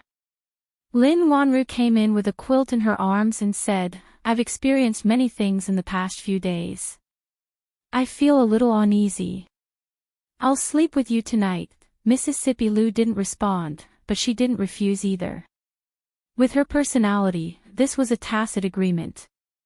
Lin Wanru walked to the bed, made the bed, and sat down next to her again. In fact, the two of them had a very good relationship, although neither of them liked to take the initiative to talk. Tonight, the one who broke the silence was Lin Wanru. She thought for a while, looked up at Mississippi Lu and said, I'm sorry, I didn't tell you about this. Everyone can see what happened between you two. Mississippi Lu looked at her and said, before I came, Dwayner asked me if he could call Aunt Wanru mother when she comes back. Lin Wanru smiled and asked, did Dwayner ask when he could call Aunt Mother? No. Mississippi Lu put Autumn Water down and picked it up again. She said calmly, don't drag me into your matters. Rui. Lin Wanru looked at her and suddenly said, how long are you going to wait? Mississippi Lou held Autumn Water's hand tightly and said calmly, "I'm not waiting for anything. I've searched for her thousands of times, but when I look back, she's in the dim light." Lin Wanru had a faint smile on her face and said, "This is the best Upper Yuan poem I've ever heard." Mississippi Lou stood up and said, "I'm sleepy, I'm going to sleep." Lin Wanru watched her walk to the bedside, sighed softly, blew out the light, and walked over slowly. When she walked to the bedside, Mississippi Lou had already closed her eyes. She took off her clothes and lay down beside her. When her breathing began to stabilize, a pair of eyes slowly opened beside her. Xiao had cried for too long last night. When she woke up in the morning, although her face was full of smiles, her eyes were still swollen. Mississippi Lou woke up even later than Li Yi. She had two panda eyes and her complexion was worse than Xiao-er's. She probably didn't sleep well last night. Li Yi gave her 2 hard-boiled eggs. He wanted her to roll them in her eyes to get rid of the dark circles, but she actually peeled the eggs and ate them. Mississippi Lou only ate the egg whites.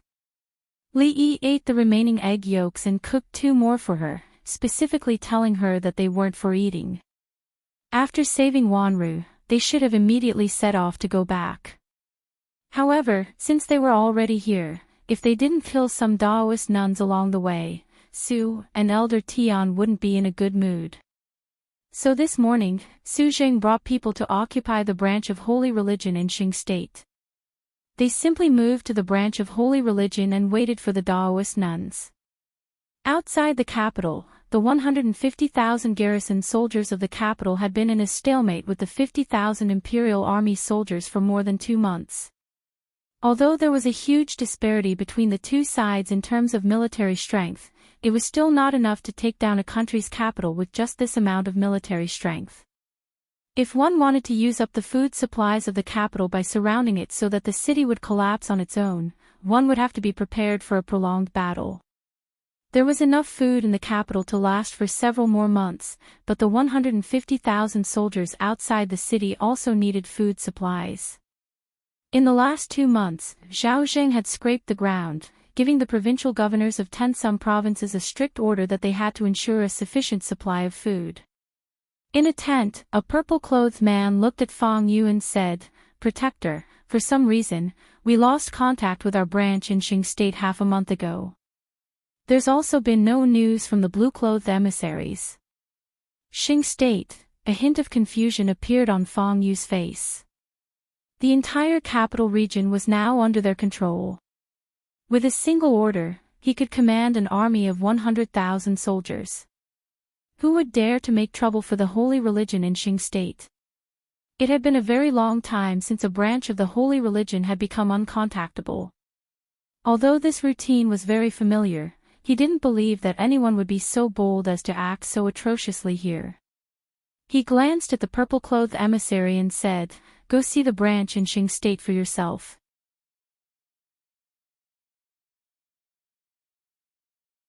Chapter 1140. Xingzhou. After the purple-clothed emissary left the tent, Fang Yu put the matter behind him for the time being. There were 8 purple-clothed emissaries in the holy religion, and each of them could be ranked on the so-called heaven list of martial arts experts.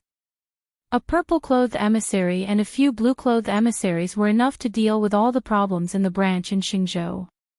He did not care about a mere branch in Xingzhou. What he cared about was the supreme position in the capital. Zhao Jing trusted him very much because the holy religion was Zhao Zheng's last chance. Only by relying on the holy religion could he conquer the capital and become the new emperor of the Qi kingdom. Thanks to Zhao Zheng's trust, he was able to gain control of the 150,000 soldiers in Beijing Hebei province in such a short period of time. Of course, in terms of numbers, the number of followers of the holy religion was more than this number, but the meaning of the two was different. He was the guardian of the right of the holy religion, second only to one, above tens of thousands, and leading more than 100,000 followers. But if he could become the emperor of a country, he would be above millions and tens of millions of people. This was the difference between heaven and earth. A figure walked into the tent. Feng Yu glanced at her, and his expression immediately became solemn. He bowed and said, "Your Highness." The Taoist nun walked inside and asked indifferently, "Did something happen in the branch in Xingzhou?" Feng Yu hurriedly nodded and said, "I've sent the purple-clothed emissary to investigate it personally." The middle-aged Taoist nun did not continue this topic. She turned to look at him and suddenly asked, "Do you want to replace Xiao Jing?" Feng Yu's expression changed. He clenched his teeth and said, "Auntie, Xiao Jing is a narrow-minded man. He doesn't keep his word. We can't trust him so easily. I'm afraid the first thing he will do after he ascends to the throne will be to get even with us. We can't place our hopes on him. As long as he sits in that position, I naturally have a way to make him listen to me." The Taoist nun looked at him and said, "You're not a legitimate member of the Zhao family. Even if you conquer the capital, the courtiers won't agree, and neither will the people of the Qi kingdom. If you want to sit on the throne, the whole world will oppose you. When that time comes, you won't even be able to take care of yourself. How can you avenge your family?"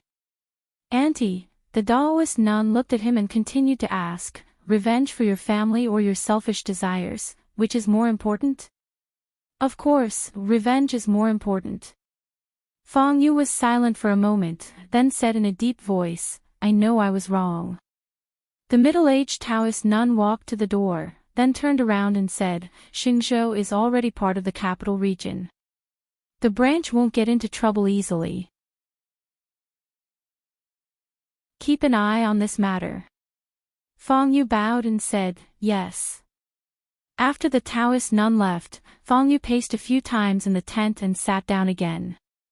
Vengeance was important, but it was even more important to be an emperor who held great power and did whatever he wanted. The holy religion has 8 purple-robed emissaries, and each of them is in charge of a branch in several states.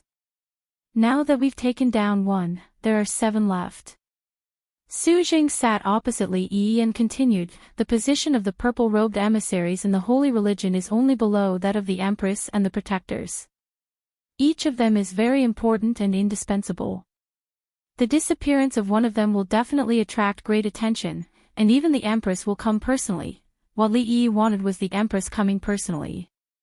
If it weren't for the fact that they had limited energy and manpower, he would even want to destroy all the branches of the holy religion in the capital region."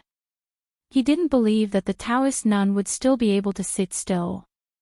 Here, Elder Su had been waiting for her for so long that he couldn't wait any longer.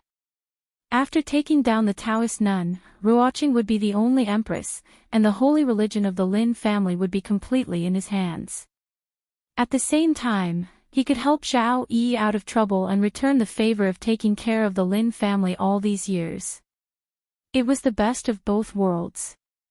The goal was clear, the plan was smooth, and everything was perfect. The only thing that was not so perfect was that Mississippi Lu was sick. Except for that time in Fengzhou, when she was seriously injured, Li Yi had never seen Mississippi Lu sick in the past few years. She didn't even have the most common cold and fever. He had always thought that Rui was a superman, and that the illnesses of mortals had nothing to do with her. Only now did he realize that he was wrong, and very wrong. She didn't get up in the morning, and she didn't even get up when it was time for breakfast.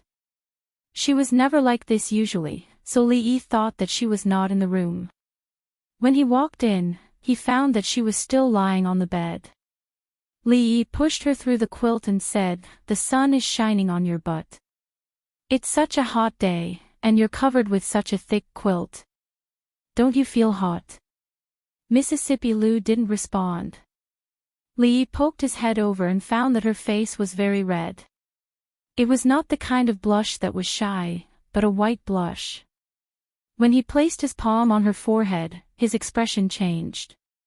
She has been running around day and night these days, and her body is already tired. She also caught a little cold, and that's why she is like this. Not to mention her, even the body of a grandmaster has a limit. Elder Tian took his hand away from her wrist and said, "I'll write a prescription." After you get the medicine, boil it for a few days, and pay attention to rest. You'll be fine. Only then did Li Yi realize that Rui had set off a few days later than them, but she had arrived in Xingzhou almost at the same time as them. She probably didn't rest well in between. I'll go get the medicine. In the past, Li Yi had bought and boiled medicine for Mississippi Lu countless times, so it was a walk in the park for him. He personally went to the pharmacy to buy the medicine, boiled it, and let it cool before bringing it to her bedside. Li Yi tested the temperature of the medicine, blew on it, and put the bowl down. He said, "There's no white rabbit creamy concoction, and Sue didn't bring it with him. Just make do with it this time, and I'll make another one for you later." Mississippi Lu was not afraid of anything, but she was afraid of bitterness. This was her only weakness that Li Yi had discovered. A piece of candy, and a mouthful of medicine.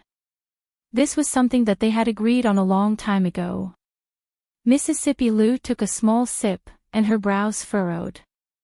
She said, "There's no white rabbit creamy concoction, then, put some sugar in it." "No." Li Yi refused without any hesitation.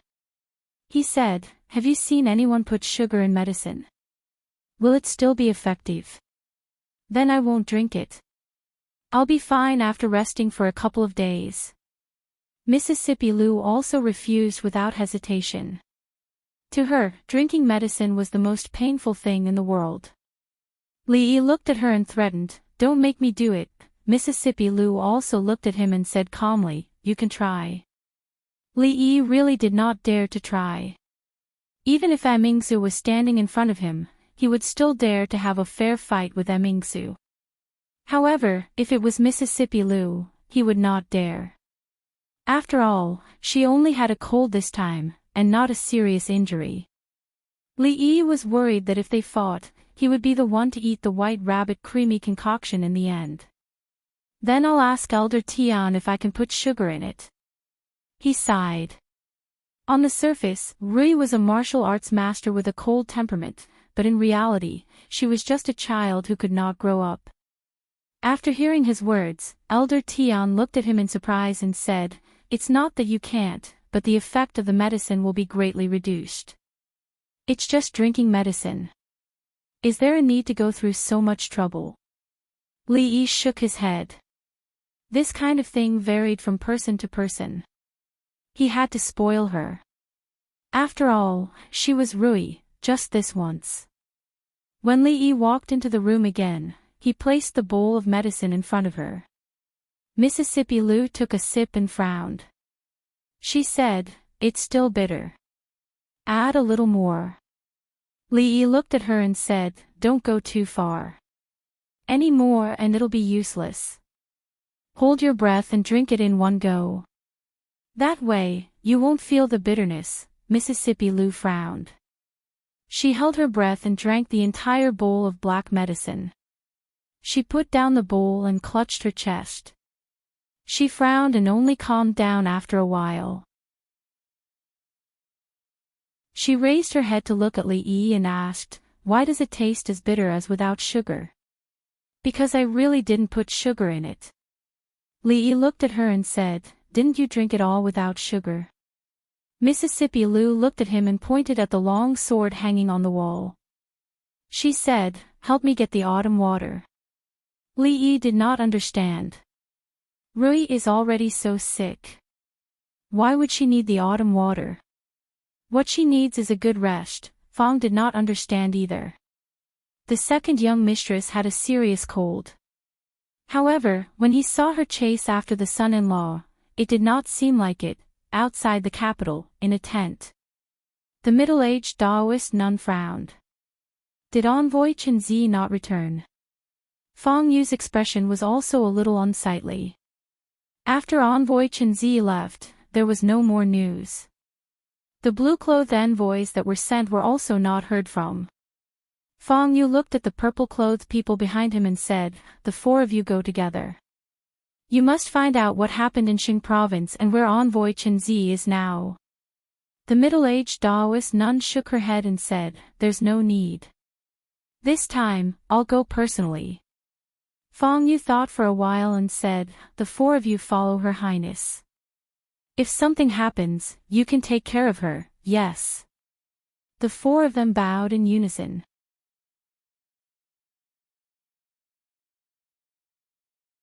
Chapter 1141. Rui didn't usually get sick. It was rare for her to get sick, but she didn't get better. She didn't have a fever anymore, but she kept coughing. It wasn't the season for pears to ripen, and they weren't in Jing Kingdom or Rui City. Li Yi spent a lot of effort to find a few and made a honey pear for her. Li Yi brought the honey pear in and said, it's good for stopping coughs and reducing phlegm. Eat more. Don't forget to drink the rest of the soup. Don't waste it. It was better to be a patient. There were people to take care of everything. If it wasn't for the fact that he was sick, Li Yi would like to get sick like this. Mississippi Lu ate a few slices of the pear. There were still a few left. She lay back on the bed and looked at Li Yi. She said, I can't eat anymore. You can eat the rest. Don't waste it. I'm not eating, Li Yi said firmly. Mississippi Lu looked at him. Don't misunderstand. I'm not looking down on you. Li Yi looked at her and explained, I'm just afraid that you'll infect me. Li Yi ate the few slices of pear in the end. Of course, it wasn't because he was worried that Rui would think that he was looking down on her and find a chance to take revenge in the future. He just didn't want to waste it. After all, it took a lot of effort to make this. Li Yi put down the bowl and looked at her. He asked, what do you want to eat today? I'll make it for you. Mississippi Lu thought for a moment and said, steamed fish, sweet and sour pork ribs, emingzu tofu, wolfberry yam. Li Yi counted with his fingers. There were 8 dishes and 1 soup. He looked at Mississippi Lu and asked, are you a pig? Then make a bowl of noodles. Mississippi Lu shook her head and said, add more vegetables. Li Yi waved his hand. 8 dishes and 1 soup. I haven't cooked for a long time. I'm afraid that I'm rusty. Let me try. He rolled up his sleeves and walked out. Soon, a sound came from outside the courtyard. Sure, is the fish we bought yesterday still alive? If it's dead, ask Lin Yong to buy another one, there's no more tofu. Don't forget to ask him to bring another piece when he comes back. And yam, buy the thin-skinned ones. Mississippi Lu leaned on the bed and coughed a few times. She bent her legs and wrapped her arms around her knees. She looked out of the door in a daze. In the courtyard, Su looked at Chang De beside him and said, Old man Chang, why don't we make a bet on where Rui ranks? Chang De habitually cherished his words like gold. Su thought for a moment and said, how about we make a bet? Between her and your princess, who will come first? Chang De looked at him and said, don't worry, if I see the Daoist nun, I will be lenient. Why are you saying this? Su glanced at him, then nodded and said, I don't need you to be lenient. She's mine. You don't have to interfere in this matter. Okay, Chang De agreed without hesitation and turned to leave. Su was stunned. This old man usually liked to go against him. Why did he suddenly become so obedient this time? He was not used to it. He stood up and looked at Elder Tian, who was standing not far behind him, and said, Don't tell me this old man's personality has changed.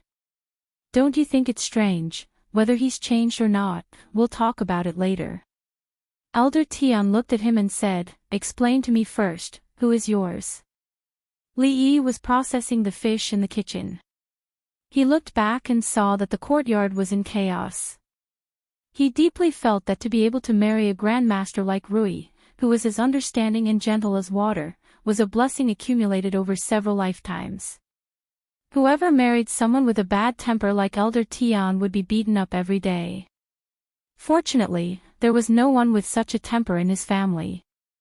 Rui was gentle with Wanru, and Ruoqing and Zui Mo never fought over anything. Xiao Huan was even less so. Although Wanru was a little domineering, it mostly manifested in business.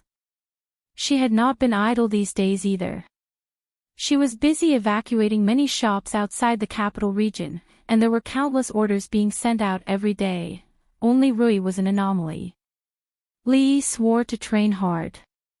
The days before she became a grandmaster were his last chance.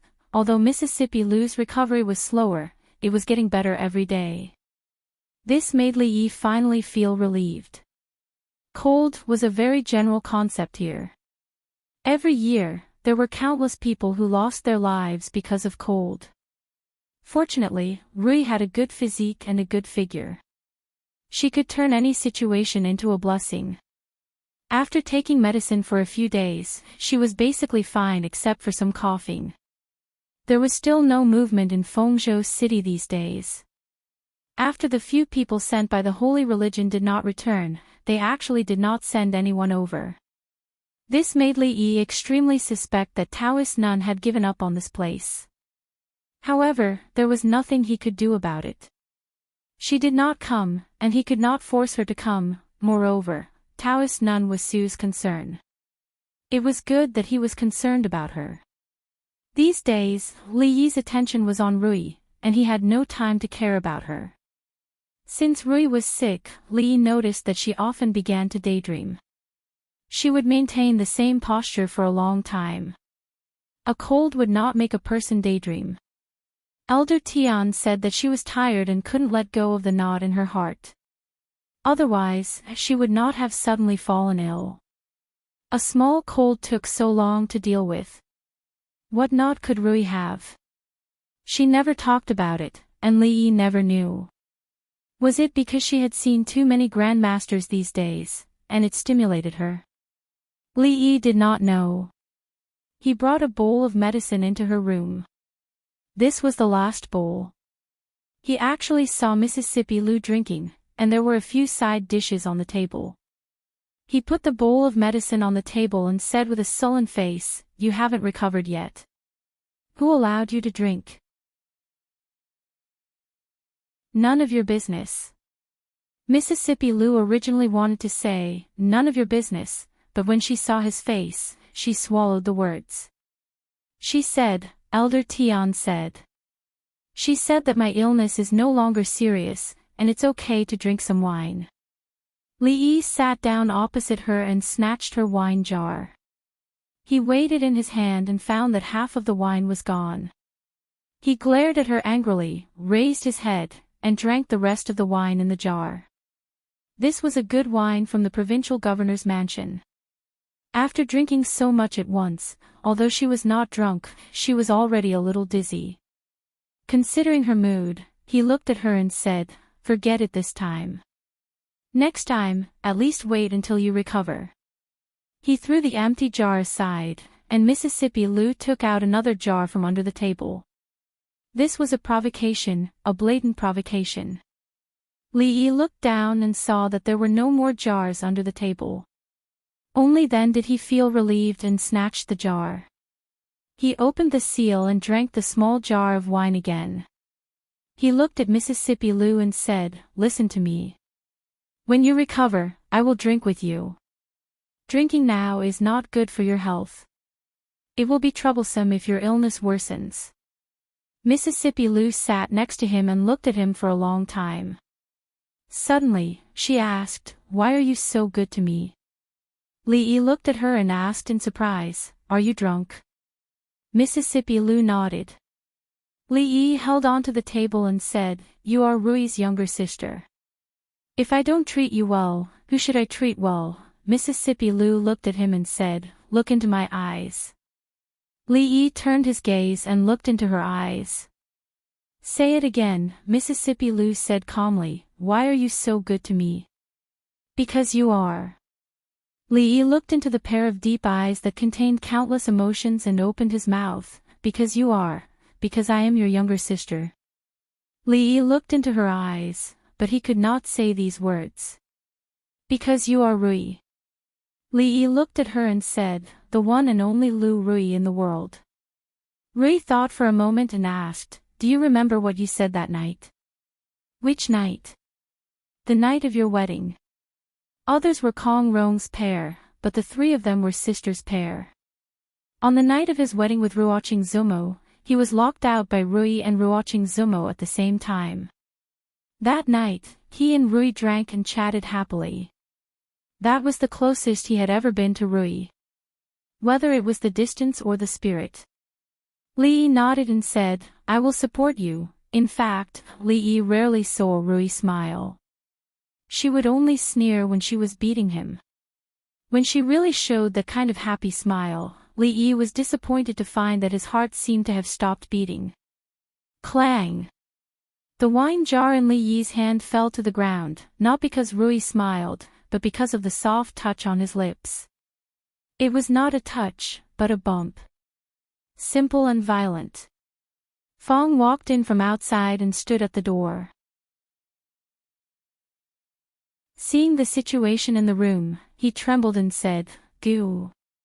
Goo, goo, goo." Mississippi Lu tilted her head to look at him and said lightly, "Get out." He quickly turned around and strode out of the room, closing the door on his way out. He stood in the yard and never felt that the sun was so hot today.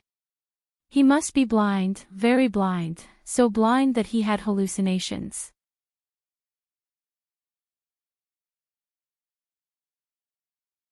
Chapter 1142.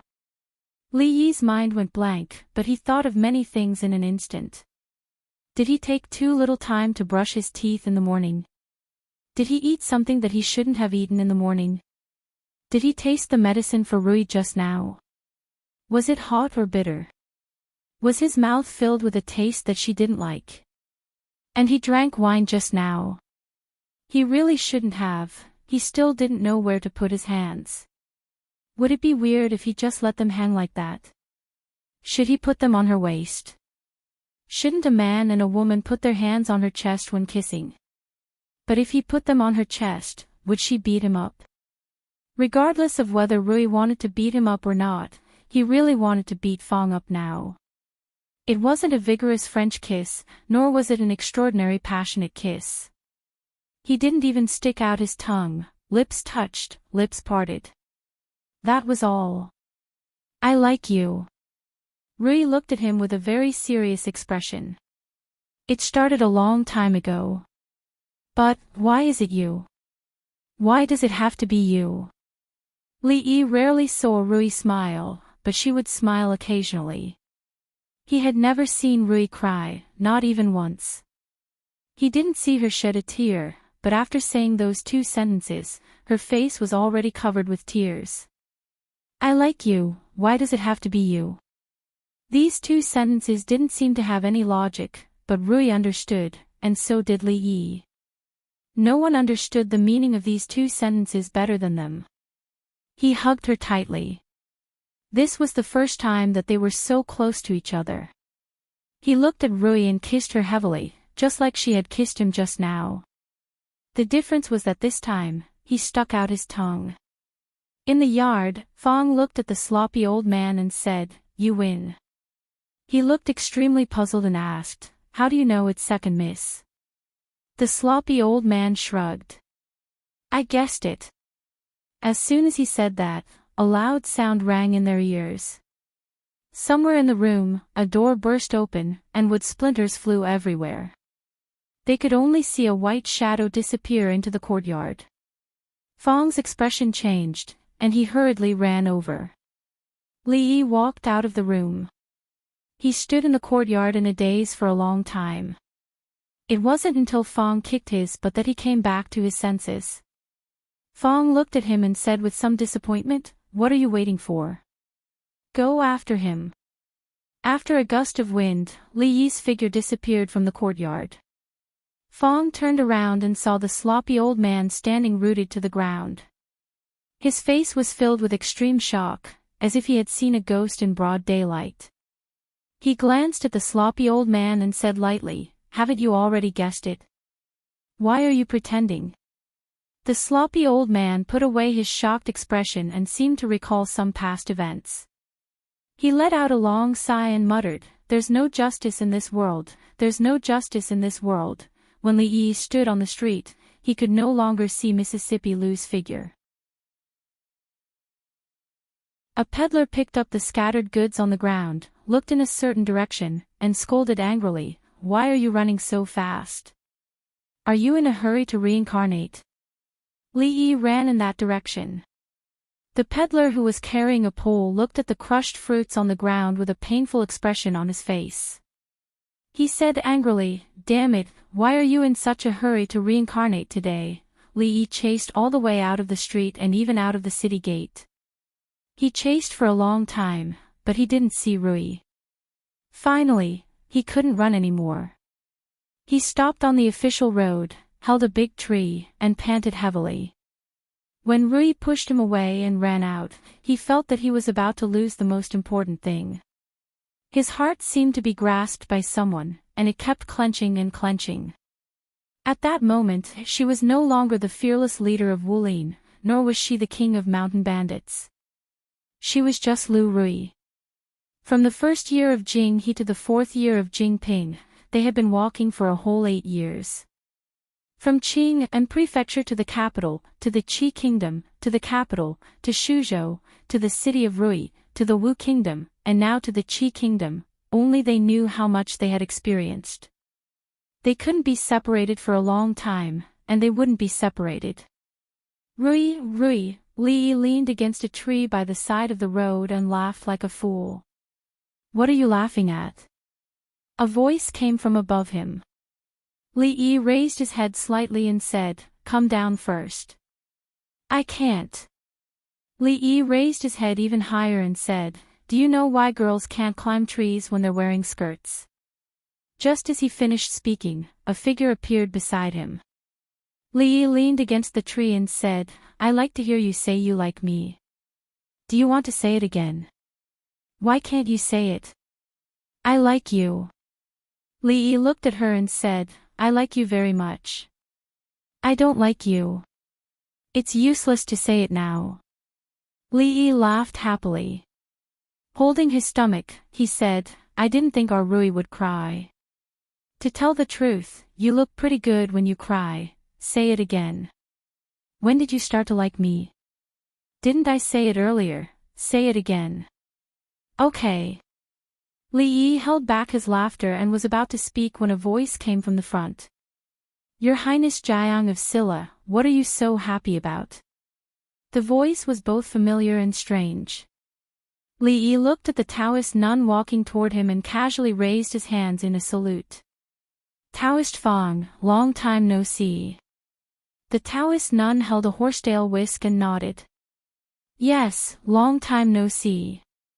How is the other empress of our holy religion?" Li Yi smiled and said, "Of course she's very good." The Taoist nun looked at him and said, "I wonder if your Highness Jiang of Silla has the time to come with me again." Mississippi Lu was waiting for him to confess again. Hearing this, she frowned and looked at her. "Get lost." The middle-aged Taoist nun looked at her and put down the horsetail whisk in her hand. Mississippi Lu looked at Li Yi and said, "Wait a moment." As soon as she finished speaking, her figure had already disappeared. At the same time, an extremely sharp sword light appeared in the middle-aged Taoist nun's eyes. One sword. She only used one sword move. The sword light rippled like water and filled the entire space. After a moment, Mississippi Lu came back with autumn water in her arms. "Okay, you can continue now." Li Yi sighed and looked at her. "Will I never be able to catch up to you? Are you going to tell me or not? If not, I'm leaving." Probably the first time we met, from the moment you looked at me on the horse, waved your hand and said, "Tie me up," Mississippi Lu leaned against the tree and hugged autumn water. She said with interest, "Continue, don't stop. Do you remember that time when I bet with you which of the 2 rocks would fall to the ground first? You said it would be the bigger one. At that time, I thought, such a silly girl must be very easy to fool. At that time, I didn't know that you weren't silly at all. It took so many years to fool you, outside of Victory State City, in a simple courtyard in a village. The middle-aged Taoist nun spat out blood again and staggered to open the courtyard door. Seeing this, the two people in purple were shocked. They immediately walked forward and said in panic, "Lady, what's wrong? Stand guard here. No one is allowed to come in." The middle-aged Taoist nun walked into a room and stopped the two people in purple from helping her up. Inside the room, the other two people in purple also quickly walked over. The four of them looked at each other. In the next moment, four sword lights appeared in the small room.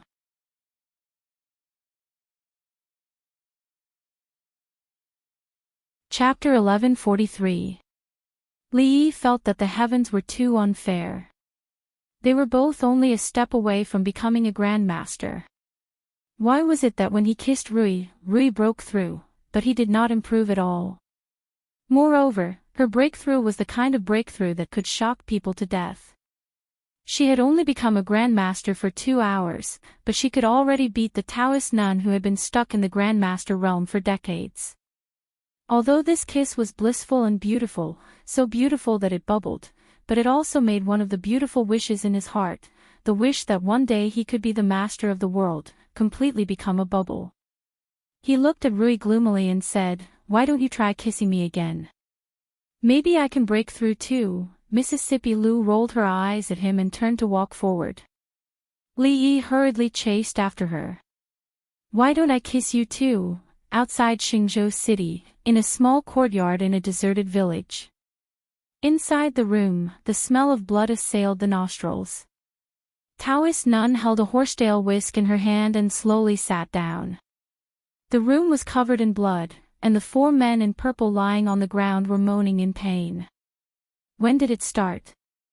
She covered her mouth and coughed a few times, wiping the blood from the corner of her mouth. Her voice was emotionless. One of the men in purple was lying at her feet. His throat made a sound like a broken bellow, and he kept coughing out blood. He coughed for a long time before he said, This subordinate has been following Her Highness since 20 years ago. Today's ending is all of it is my own fault." After saying this, he seemed to have used up all his strength. His chest was heaving up and down. After a long pause, he continued, "I don't beg you to spare my life. I only hope that you can give me a quick death so that I won't be wasting my time following you all these years." The middle-aged Taoist nun looked at him and said softly, "The guardian asked you to do this." None of the four men in purple said anything. "Come out." The Taoist nun coughed again and said, "Come out and tell me, why did you do this?" Creak, the back door of the room was pushed open, and a figure came in from behind. "Auntie." Fong Yu stood in the room and looked at her. He sighed and said, "Don't blame me." The middle-aged Taoist nun put the horsetail whisk on the table and looked at him, saying, "Give me a reason." "What reason do I need?" Fong Yu shook his head and said, "Only when Auntie dies and the holy religion is in my hands can I do what I want to do. What's the point of being a protector? What's the point of being a queen? What's the point of being an emperor? Do you understand? I want to be the emperor, but you won't let me." Fong Yu looked at him with a slightly ferocious expression and said, "The holy religion is the holy religion of our Fong family. You actually made me the right emissary and gave the token of the left emissary to a completely unrelated person. We're about to conquer the Qi kingdom, but what about you? You made that man surnamed Xiao the emperor. Did you ever consider my feelings when you did this? If you become the emperor, you'll be opposed by the entire Qi kingdom." The middle-aged Taoist nun was silent for a moment and asked, "Don't you want to avenge the Fong family? What do you mean by great enmity? Whoever wants to do it can do it."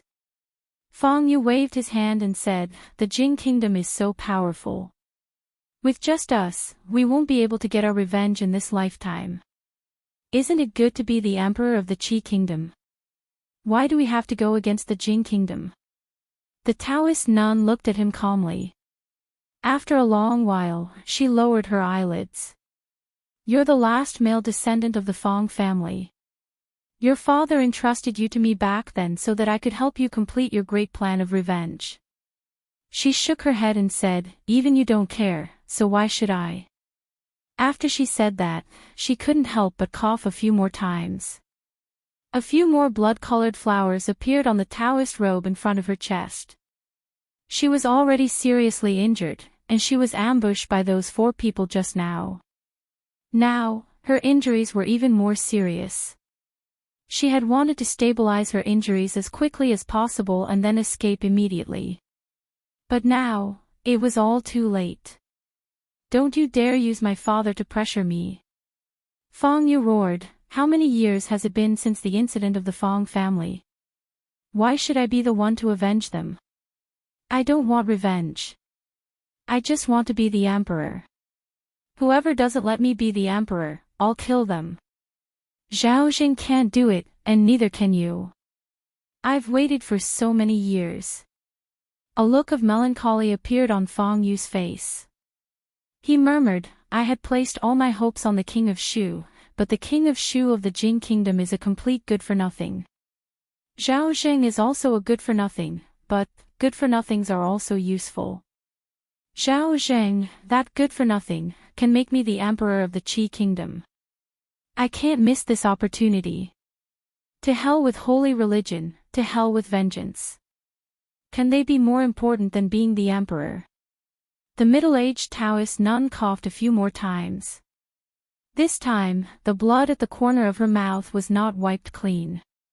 She looked in a certain direction and said, you shouldn't have come. Fong Yu looked at her and shook his head. He said, Aunt, you know that I can't rest easy if I don't see you die with my own eyes. The middle-aged Taoist nun wiped the corner of her mouth with her sleeve again. She looked out of the door and said, come in.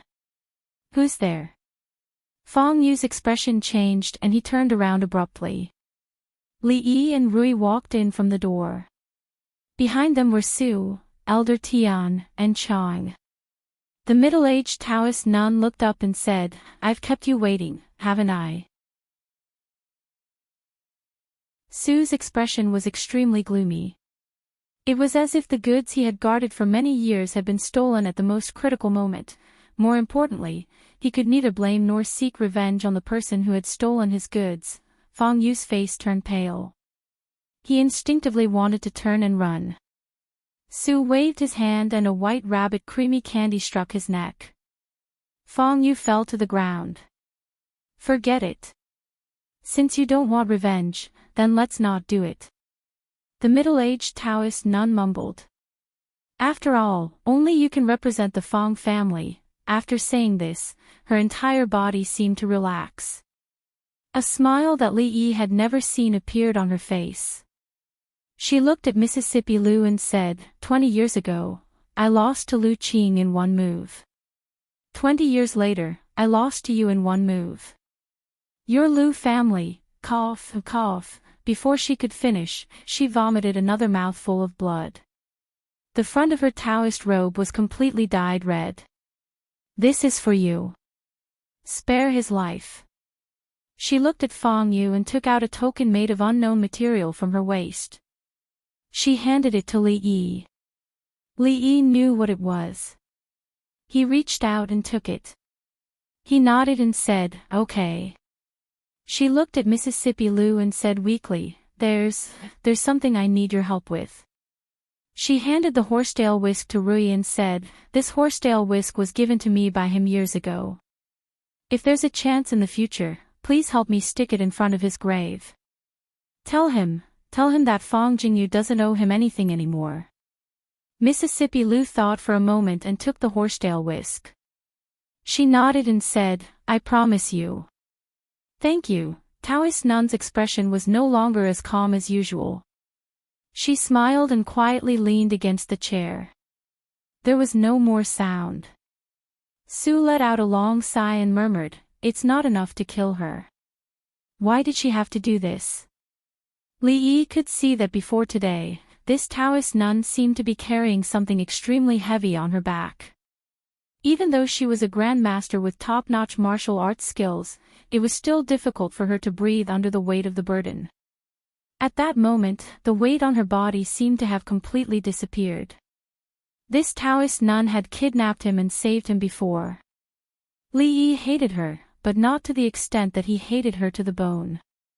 He suddenly felt a sense of sorrow in his heart.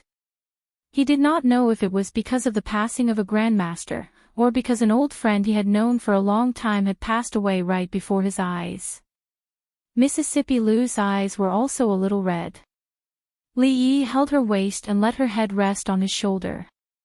He patted her back to comfort her. Then, he felt a hard pinch on his waist. There was one less grandmaster in this world. There was a new grave outside Xingzhou City. The coffin was personally made by Su using an old tree in the courtyard. The grave was dug by Chang. He took a shovel and dug for 2 hours without saying a word. Elder Tian helped her wipe the blood from the corner of her mouth and changed her into a clean set of clothes. Mississippi Lu carved a tombstone for her. The words on the tombstone were personally carved by Li Yi. This was probably a kind of mutual appreciation between grandmasters. It had nothing to do with friend or foe. At some point, Li Yi felt that he should not have joined in the fun. After all, he was not even a grandmaster. Unknowingly, he had lowered the status of the four of them.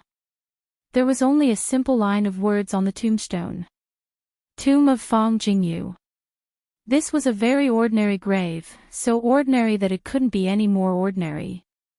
There was no way that anyone would know that a martial arts grandmaster was buried here, as well as the heavenly empress who had hundreds of thousands of followers.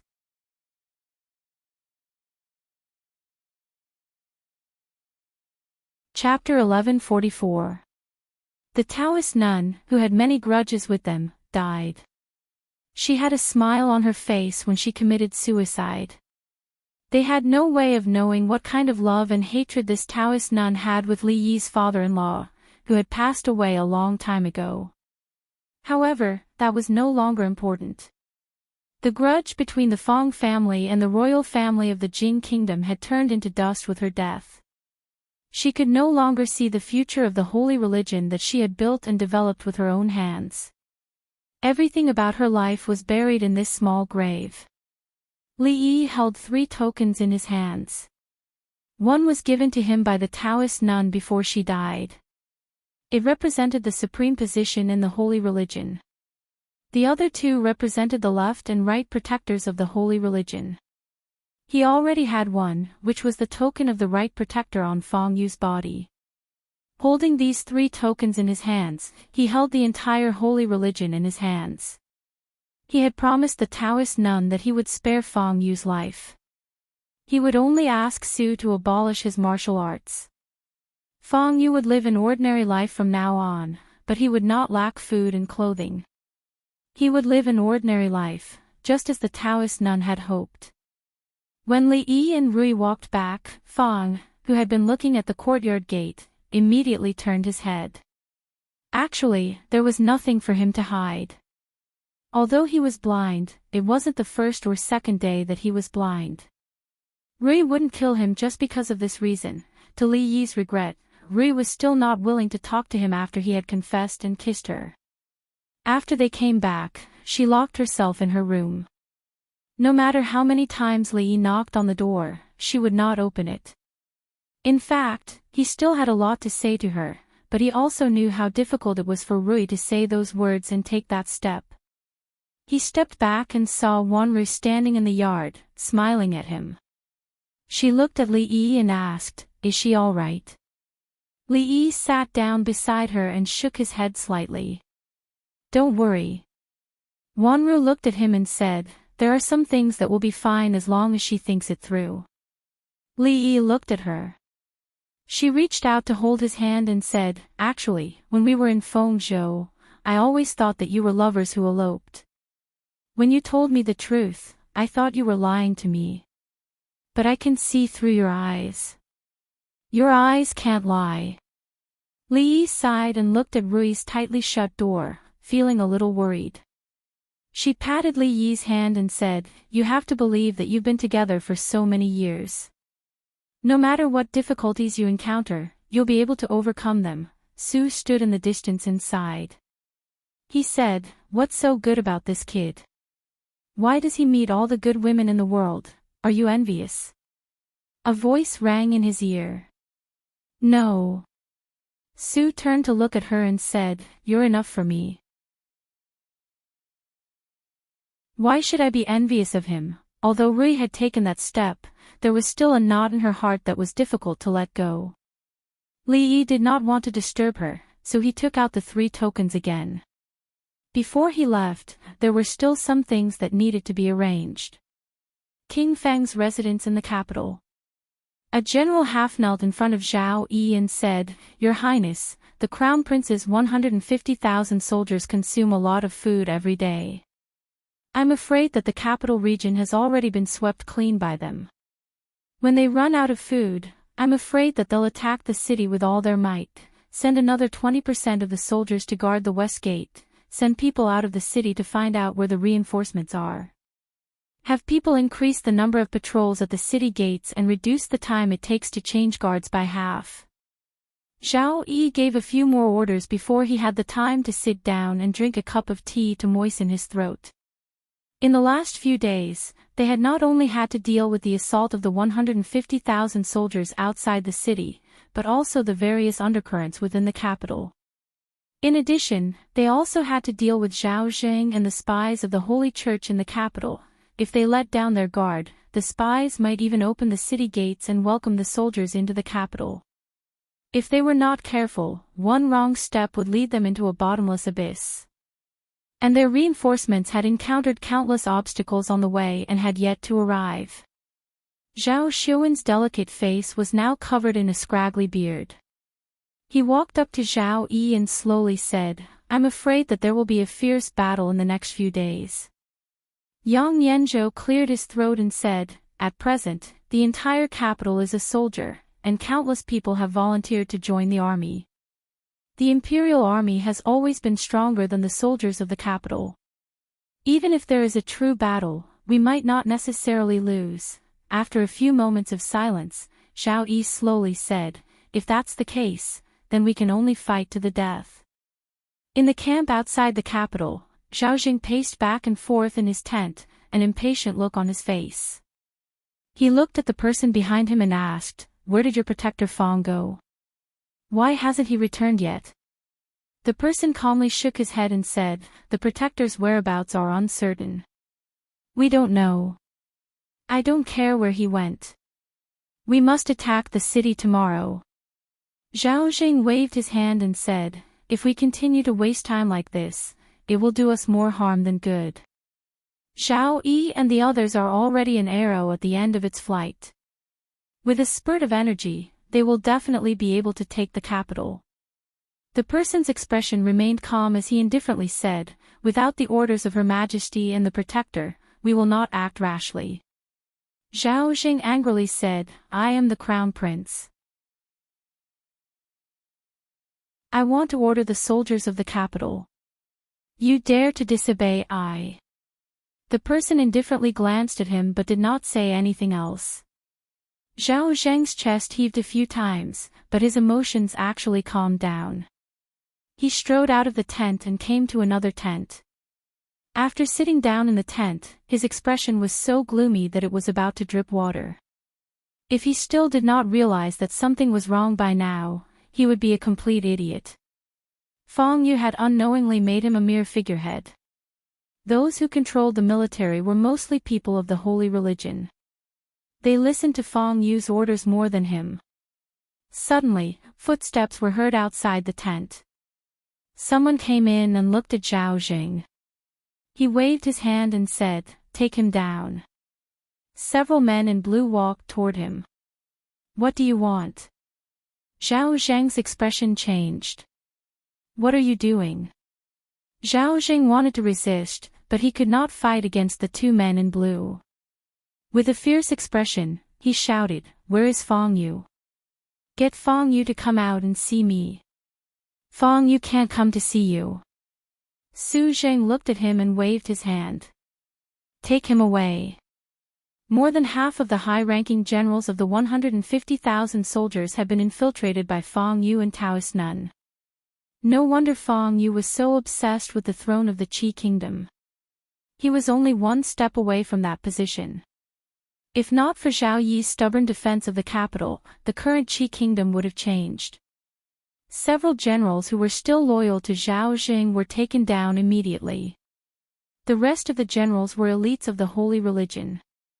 After seeing the 3 tokens, they immediately surrendered. Of the 8 purple-robed emissaries of the holy religion, 4 were dead and 1 was imprisoned in Victory Province. When they subdued the other 3, they did not encounter much resistance. Cheng De walked to Li Yi's side and suddenly asked, "What do you plan to do about the Qi kingdom?" Li Yi understood what Cheng meant. The 150,000 soldiers in the capital region were all under their control. Taking down the capital would be a piece of cake. What Zhao Zheng and Feng Yu could not do, they could easily do. Of course, taking down the capital did not mean that they would be able to take over the Qi kingdom. After all, they were not the imperial family of Zhao. The Qi kingdom would not be in chaos like the Wu kingdom. After taking over the capital, the Qi kingdom would definitely be in chaos. What they would have to face next might be countless rebels. Li Yi did not want the Qi kingdom. He had no interest in being the emperor in the open or in the dark. In his heart, these things were not as important as seeing Rui smile again. Li Yi thought about it and said, "Let's return the favor." Cheng nodded and said no more. The capital.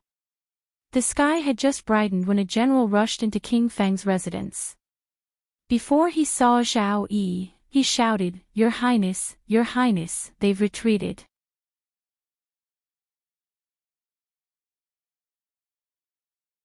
Chapter 1145.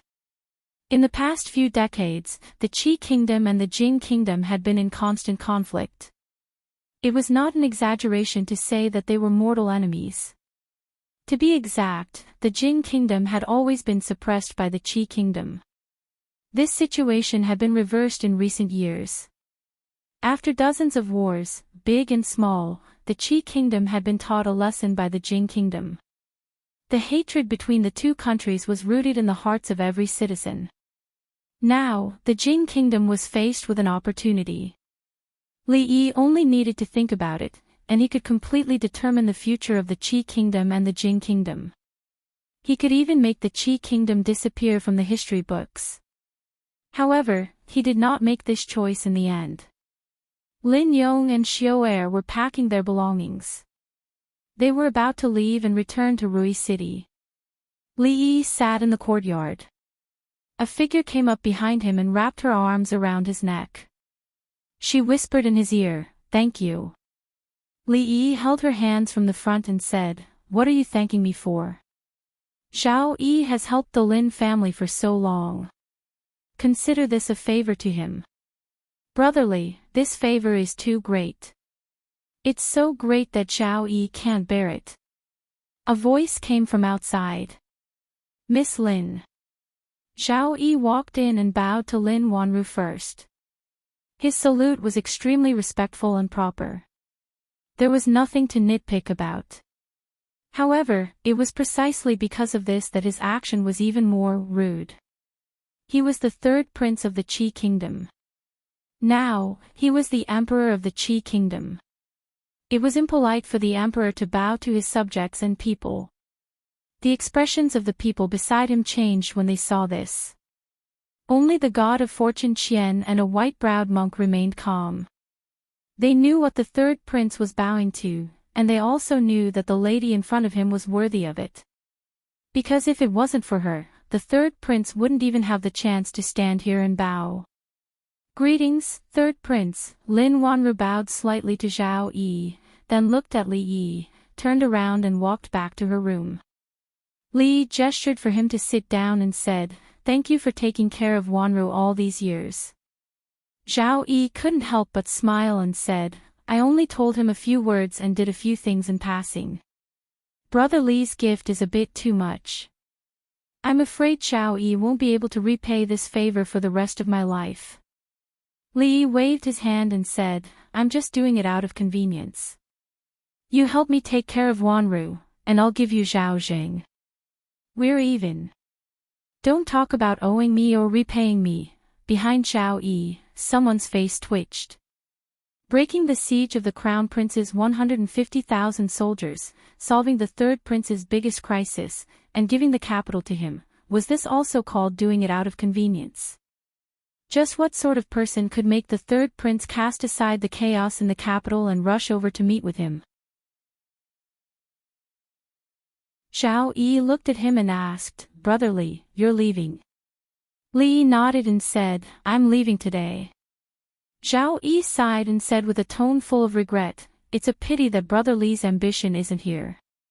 Otherwise, you and I can join hands and accomplish a great undertaking. Xiao Yi's words were a bit strange. He was the third prince of the Qi kingdom and would soon be the emperor of the Qi kingdom. What great undertaking did he need the two of them to accomplish? Li Yi looked at him and asked, what great undertaking? Xiao Yi thought for a moment and looked at him, saying, the Lord of the World. The Lord of the World was exactly what it meant. Xiao Yi didn't want to be the emperor of the Qi kingdom, or rather, he didn't just want to be the emperor of the Qi kingdom. He also wanted to be the emperor of the Jing kingdom, the Wu kingdom, and the Zhao kingdom. He wanted to be the master of the entire world. Li Yi looked at him and suddenly asked, did I do something stupid? Xiao Yi nodded and said, you can say that. Li Yi thought for a moment and took out his autumn water and placed it on Xiao Yi's neck, asking, is it too late for me to regret it now? How dare you? Stop. Let go of His Highness. The faces of the few people standing behind Xiao Yi changed at the same time as they spoke in a stern voice. Xiao Yi's expression didn't change. He looked at Li Yi and smiled, saying, the Lord of the World is so difficult that I don't even have half a chance of succeeding. But I know that Brother Li does. His expression didn't change and his eyes were indifferent. He said, I just hope that one day I can see the Lord of the World.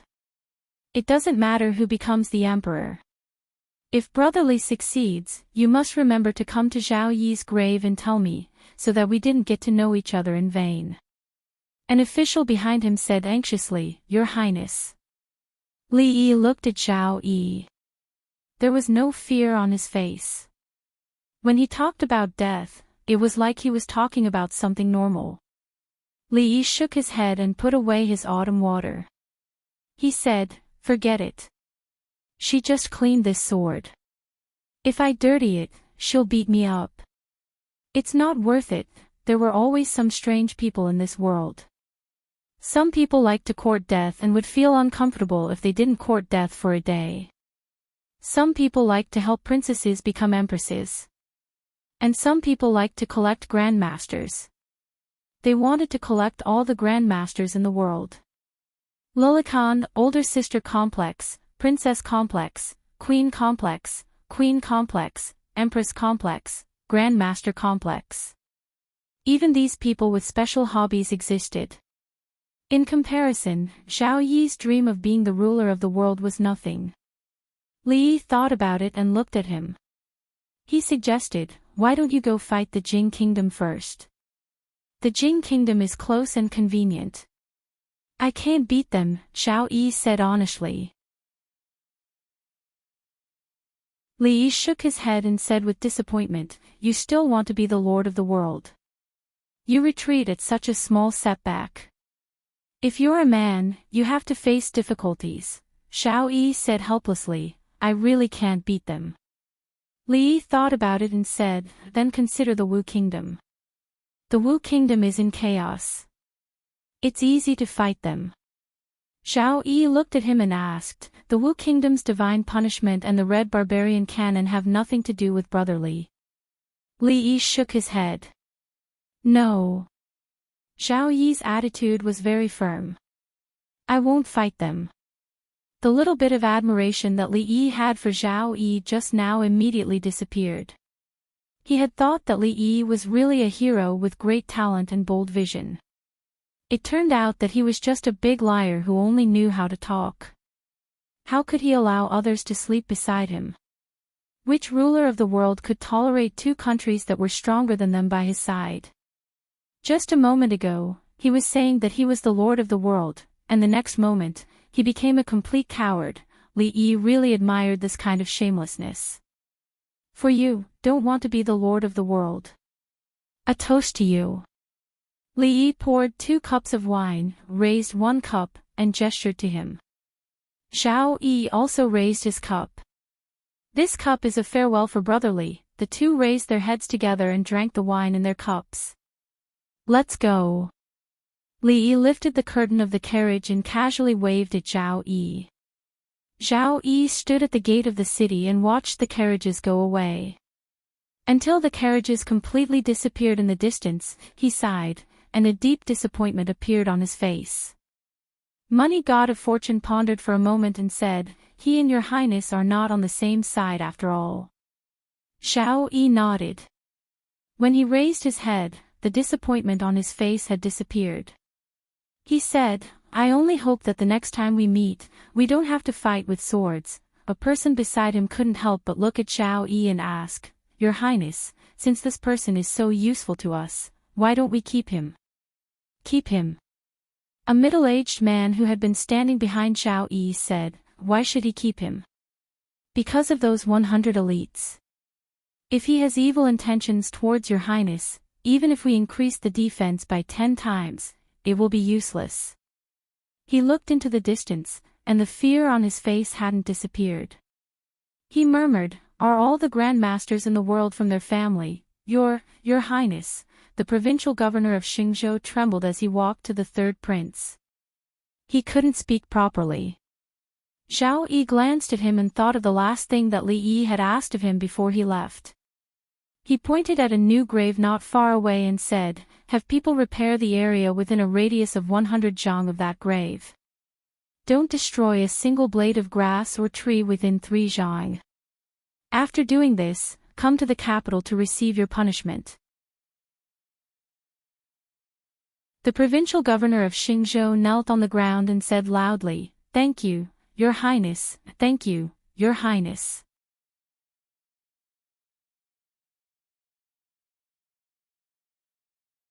Chapter 1146. Li Yi didn't know what kind of path Zhao Yi would take in the future, but for now, he could be called a great ruler. However, since ancient times, there were so many people who wanted to rule the world, but how many of them did it in the end? The Jing kingdom couldn't win, and the Wu kingdom didn't dare to fight. He unified the world with words. He could continue to dream of unification, but Li Yi just wanted to hold Rui and Wanru in his arms. Unfortunately, they wouldn't let him hold either of them. Along the way, Rui avoided him. She and Wanru were in the same carriage, so he couldn't see either of them. What kind of person was she? After confessing, she acted as if nothing had happened and didn't need to take responsibility. Bored, Li Yi took out 3 tokens and played with them in his hand. The token looked like jade, and he didn't know what material it was made of. There was an azure dragon, a white tiger, and a blurry portrait of a woman, which represented the Empress. The real leaders of the holy religion were the 2 goddesses and the 2 protectors. Ruoqing didn't need any token to prove her identity, because her face was the proof of her identity. Therefore, the saint only had 3 tokens. Gathering all 3 of them together, even though they couldn't summon the dragon god, they had full control over the saint. This was Li Yi's goal a long time ago. However, now that he had achieved it, he didn't seem to be as happy as he imagined. Li Yi kept the 3 tokens and would give them to Ruoqing when he returned. Li Yi also asked Su Jing to remove all the spies planted by the holy religion in the Qi kingdom, including the generals who actually held power in Jiangyi, back to Rui City. These tricks were useless in front of Zhao Yi. Since Li Yi had withdrawn the soldiers besieging the capital and stabilized his position on the throne, he disdained playing around with these things. As for his lofty dream of unifying the world, let's wait and see for now. This trip will pass by Fengzhou, so Wanru has some time to make arrangements for the Lin family. The Lin family's jewelry business and other businesses had been separated by her a long time ago. She had handed over the Lin family's assets to the Lin family to manage. As for the cloth, clothes, liquor, and perfume, they were the dowry she had prepared for herself. A person's energy was limited. No matter how much money he had, it was useless. After discussing with her, Li Yi decided to gradually withdraw from the market of the Qi Kingdom. If the merchants of the Qi Kingdom wanted to buy these goods, Rui City was a good place to do so. When she entered the house, Ruoqing did not have to be so busy. They walked and played along the way. Zhao Yi had already cleaned up all the provinces and mansions of the Qi Kingdom. After the turmoil this time, the Qi Kingdom's vitality was greatly damaged. It would probably take a long time to recuperate. Zhao Yi had just ascended the throne, so it would also take a long time to stabilize the situation in the court. They stayed in Fengzhou for about 5 days. After thoroughly making arrangements for the Lin family, they set off again. Rui City. Rui, Ruoqing, and Zumo had already returned. They were not surprised that Wanru came back with them this time. Li Duan walked around the room. With his hands clasped behind his back, he walked up to Wanru. He opened his mouth and immediately closed it. Wanru looked at him and asked in confusion, "Duaner, what's wrong?" Li Duan asked in confusion, "Should I call her aunt or mother?" Wanru's face turned red. Rui walked to his side and said, "You'll have to call her mother in the future." Li Duan nodded, not really understanding what she meant. "Mother." He looked up at Wanru and called out with a smile. Indeed, there was no difference between aunt and mother. Wanru's aunt became mother when she came back with his father. Little aunt should also become mother when she came back with his father, right? She would not spank him in the future, would she? Then he ran to Mississippi Lu's side and said happily, "Mother." The room suddenly became a little quiet. Wanru looked at Li Yi and quickly looked away.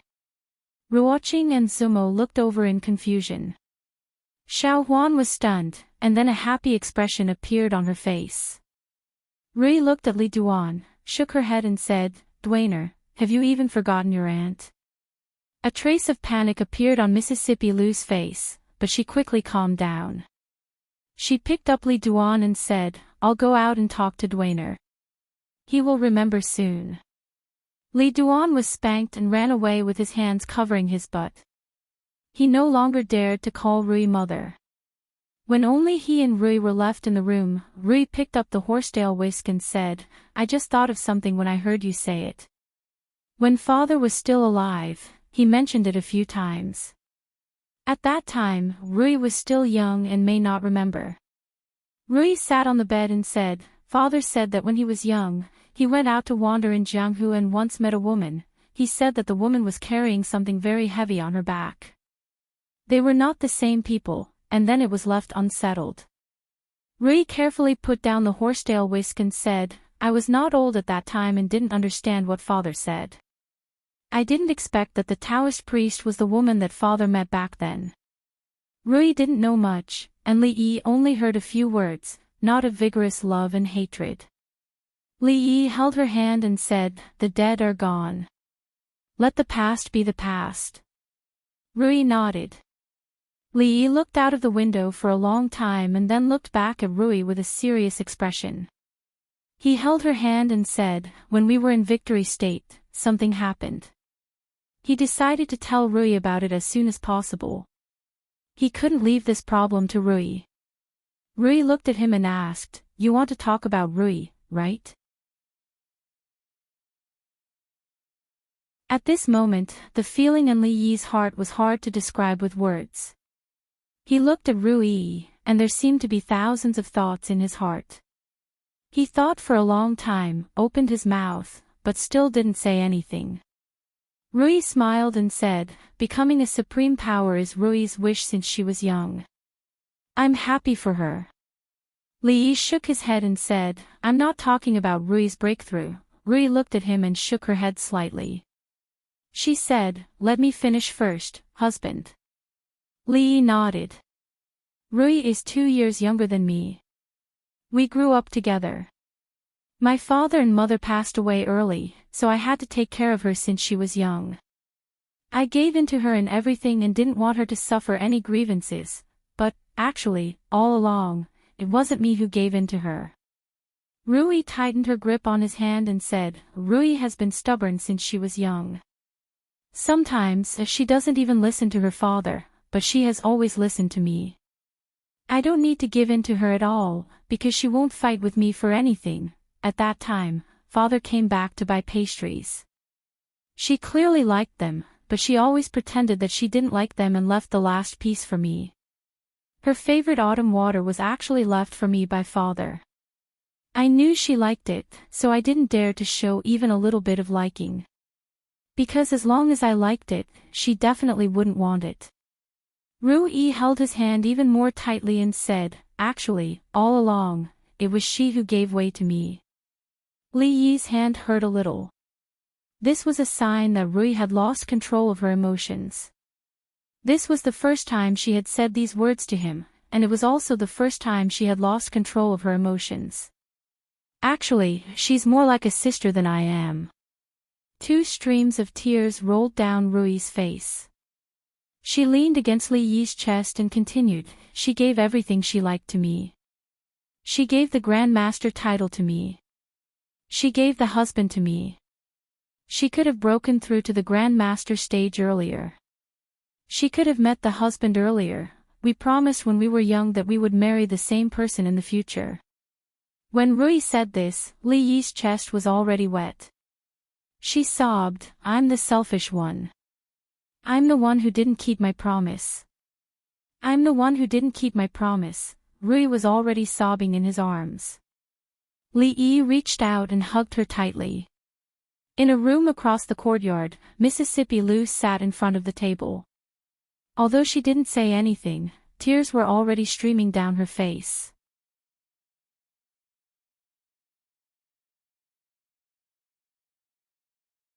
Chapter 1147. Marrying the same husband was just a promise made by Rui and Rui when they were young. It didn't count. Li Yi of course wouldn't use this reason to convince Rui. They both wanted to give their best things to each other. Li Yi wasn't a good thing and he didn't want them to give him away. Being able to marry Rui was already the luckiest thing in his life. At the same time, he also got to know Rui. The heavens had treated him badly in his previous life, but he had made up for it in this life. The heavens had treated him well, so he had to cherish it. Rui leaned on his chest. It didn't take long for him to hear her breathing. In these years, no matter how big the difficulties and obstacles were, she could calmly deal with them. Most of the time, she was even calmer than Li Yi himself.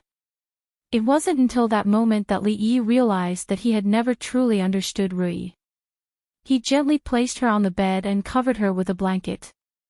She had just gone through a series of emotional ups and downs. She needed a good rest. Li Yi walked out of the room and came to the courtyard. He thought for a moment, then walked out of the door and into another courtyard. He walked to the door of a room in the courtyard and knocked on the door. No one answered. The door was unlatched. He pushed the door open and found that Mississippi Lu wasn't in the room. There was a piece of paper on the table with a line of words written on it. I'm going out for a walk, no need to look for me. Her words were very elegant. She didn't stick to any kind of script. Just like her, free and easy. Rui left. She didn't say where she was going or when she would be back.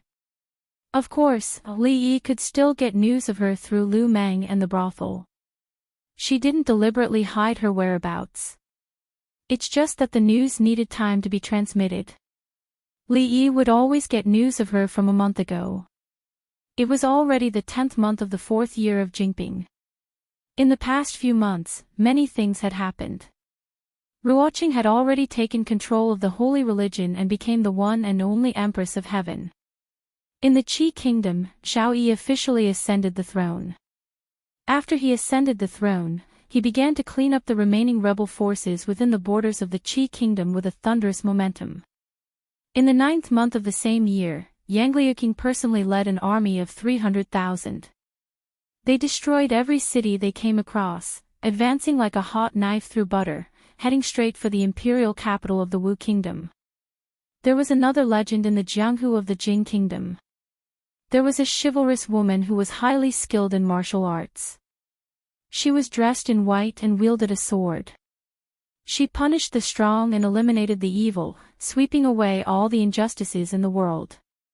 It was unknown how many people who used their power to bully others fell into her hands. She fought the underworld and punished the corrupt officials, gaining the unanimous approval of the common people. The name of the White Fairy was unparalleled among the common people. Li Yi held Li Jin in his arms. Li Duan and Li Mu moved a small stool and sat in front of him, listening to him tell the story of the fairy in white. Li Jin was still young, so she naturally did not understand. But she still lay quietly in Li Yi's arms, blinking her big eyes and looking at him. It was in the nature of a child to play. Soon, he became restless. Yongning carried him to find Ruoqing. Li Duan pulled Li Mu to the side. He, who had made great progress in his lightness skill, could not wait to show how he could jump to the top of the wall. Both the brothel and the martial arts world were under her control. Therefore, the news that the famous White Fairy in Jianghu was the current leader of the martial arts world was not widely spread. It was only spread in a small circle. It had always been Rui's dream to be a chivalrous woman. Apart from being the king of mountain bandits, her dream was to overturn the whole Jianghu with one sword. During this period, almost every 2 days, there would be news of her deeds reaching Li Yi's ears. He sat in the yard, looking into the distance. "Husband," Rui walked over and sat beside him. She said, "Go and find Rui." "Husband." Xiao Huan had not changed the way she addressed him. She held his arm and whispered, "I miss Second Lady, too." Li Yi looked at them and then at Ruoqing and the other two standing beside him. He stood up and said, "Wait for me to come back." In the capital of the Jing Kingdom. In the past few years, the people in the capital had been living happily. If the happiness index of the people in each country was ranked, the people in the capital would be ranked second. No other country could be ranked first. The Wu Kingdom. The Wu Kingdom, needless to say, had been divided a few years ago. Until now, it had not been completely unified. The people were troubled by war. The Qi Kingdom. The Qi Kingdom used to be powerful. But now, the Jing Kingdom had already completed its counterattack. Moreover, the emperor of the Qi Kingdom died a few days ago. The two princes fought for the throne and lost a lot of blood. Many people died.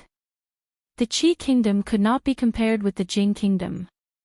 As for the other small countries around, they did not even need to be compared. The words "live and work in peace and prosperity" were no longer enough to describe the people in the capital. After their material lives were greatly satisfied, they gradually began to pursue higher spiritual enjoyment. Ordinary dramas and stories could no longer satisfy the needs of the people in the capital. The brothel improved in time and introduced various kinds of activities to attract the attention of the people. Until now, the Voice of the Capital had been held 3 times in a row. Each time it was a great success.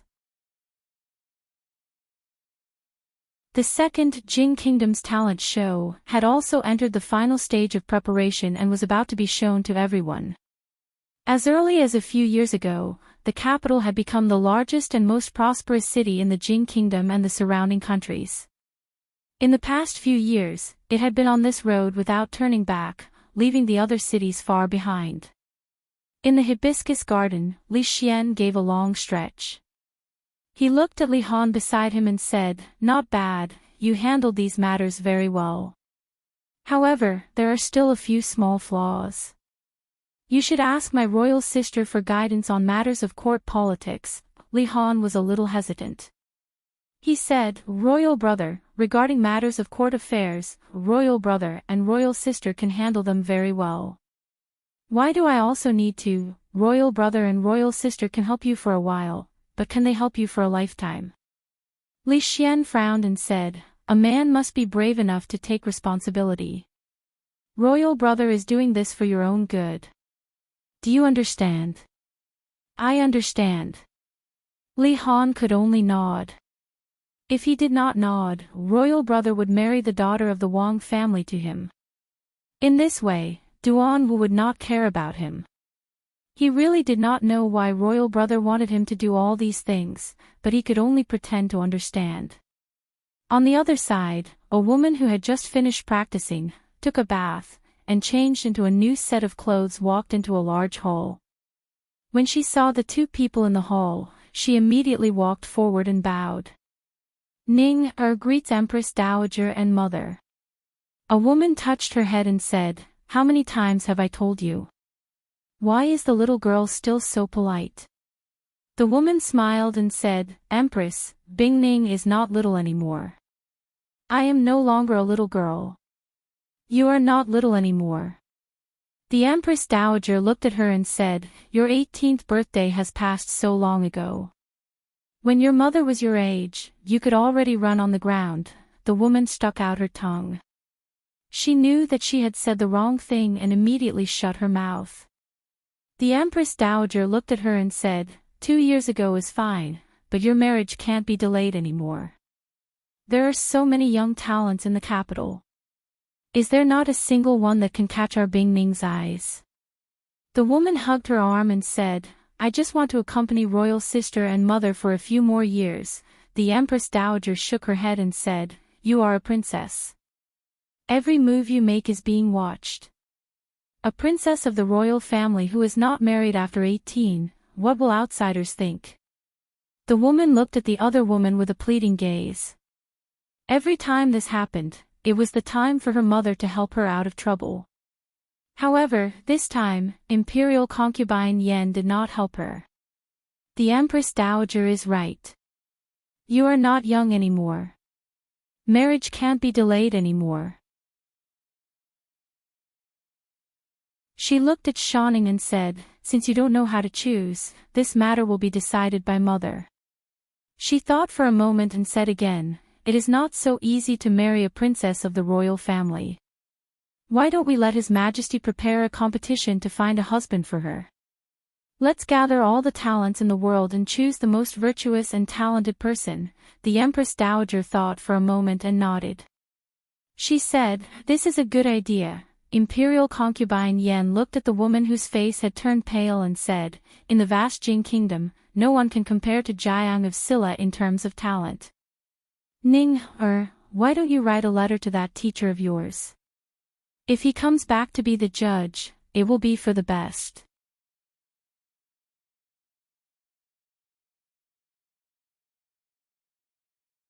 Chapter 1148. Mother. Shanning's face turned pale. Her mother doted on her the most. When her ladyship urged her to get married, she always stood by her side. But this time, she pulled concubine Yan's hand and shook her head. "Mother, I don't want to get married yet." This time, concubine Yan did not let her have her way. She shook her head. "Ning, you've grown up. You can't just think about yourself. You have to consider the face of the royal family. This matter is decided. Her ladyship and I will go find your brother in a while." Since her mother had spoken like this, there was no turning back. Shawning looked at her in disbelief. She bit her lips and ran out of the palace. Inside the palace, the woman beside concubine Yen shook her head. "She will understand our intentions in the future." Concubine Yen, who was already an old concubine, turned to look at the Empress Dowager. Ning is already 18 years old. According to the marriage laws of the Jing Kingdom, she is at the right age to get married. It won't be too late to delay it for another 2 years. But for Emingzu, I'll have to spend more effort. Speaking of Emingzu, a helpless expression appeared on the woman's face. Sister, it's not like you don't know. With Mingzhu's personality, unless she wants to get married, no one can force her. She sighed and said, to tell you the truth, Ning Wang and Ning Wang have already urged me countless times on this matter. Concubine Yen only smiled. That's true. If Emingzu doesn't want to do something, even His Majesty can't force her. However, I feel that Emingzu already has a plan in mind. We don't have to worry, even if she already has a plan, she should tell us. I'll talk to her in a few days. The woman shook her head helplessly. This matter needs to be discussed at length. As for Ning Er's matter, I need Xian to make arrangements as soon as possible. Hibiscus Garden had become a second palace a few years ago.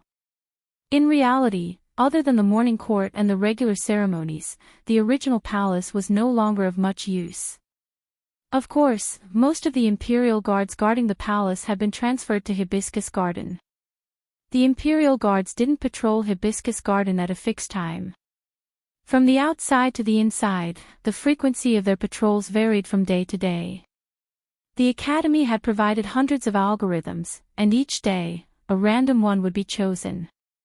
In principle, no one would be able to figure out the patrolling pattern of the imperial guards, and naturally, no one would be able to barge in from the outside. A group of imperial guards had just patrolled past one of the palace walls. In less than the time it took for half an incense stick to burn, they returned from another direction. After their figures disappeared for the second time, a small bundle was thrown out from the palace wall. Then, a figure lightly floated over the courtyard wall and landed steadily on the ground. The woman clapped her hands. Just as she was about to look for the bundle she had just thrown over, she discovered that her bundle was being held by a gray-robed old man. The old man held a bundle in his hand as he looked at the woman in tight clothes in front of him and asked, "Your Highness, where are you going?" Xiaoning looked at him and calmly walked to his side. She took the bundle from his hand and said, "I'm going to the academy. Are you going to stop me?" The old man looked at her and asked, "Your Highness, if you want to go to the academy, why don't you go through the main entrance? This is my home. I can go wherever I want. Can't I practice lightness skills?" Shou Ning looked at him for a moment, then began to walk forward. The old man appeared in front of her again. The old man calmly said, "The old princess has ordered that before His Majesty chooses a suitable husband for you, you cannot leave this place." Xiaoning went left, and so did the old man. Xiaoning went right, and so did the old man. Xiaoning looked at him and knew that with her abilities, she was far from being a match for this gray-robed minister. Her face showed a discouraged expression and she threw the bundle back. Watching her climb over the palace wall again, the old man stood in the same place and did not move. Half an hour later, that familiar little bundle was thrown over from within the palace walls again. The old man reached out to catch the bundle and casually threw it back.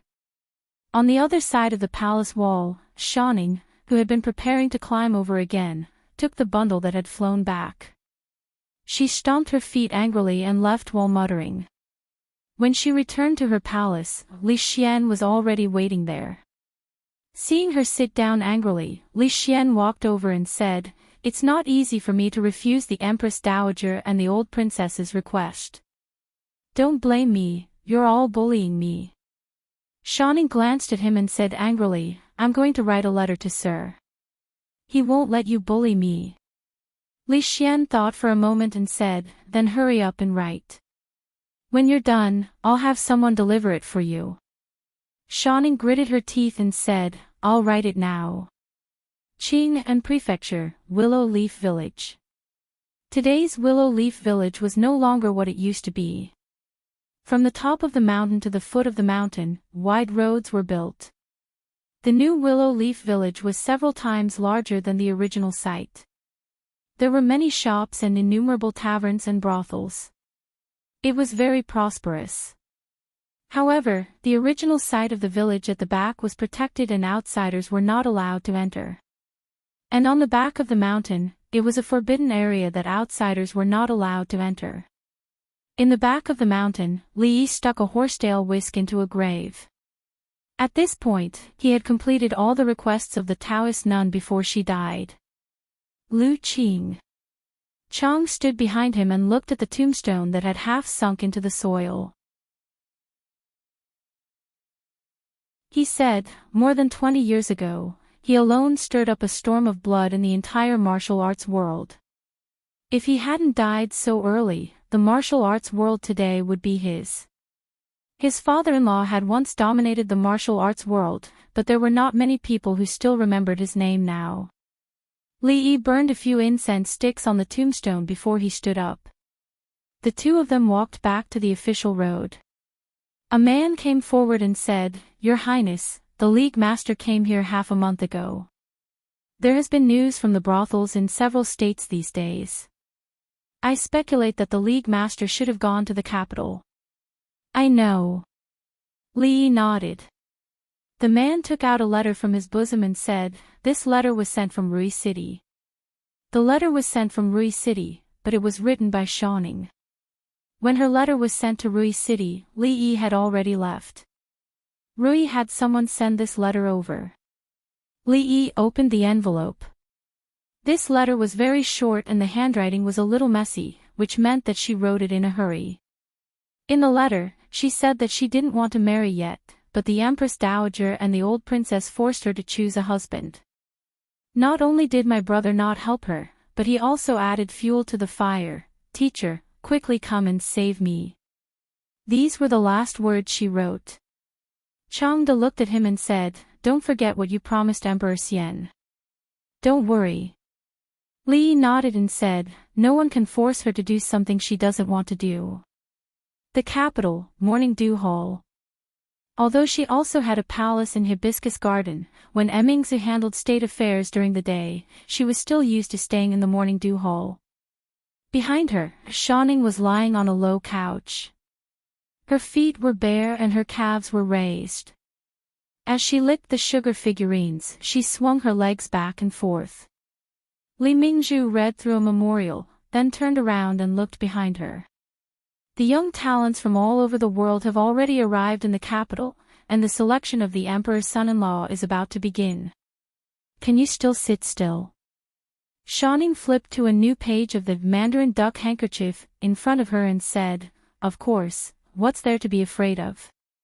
In any case, teacher will come and save me." She swallowed the sugar figurines and looked at Emmingsu. She blinked and asked, "I haven't seen teacher for many years. Sister, do you want to see him?" Emmingsu didn't answer.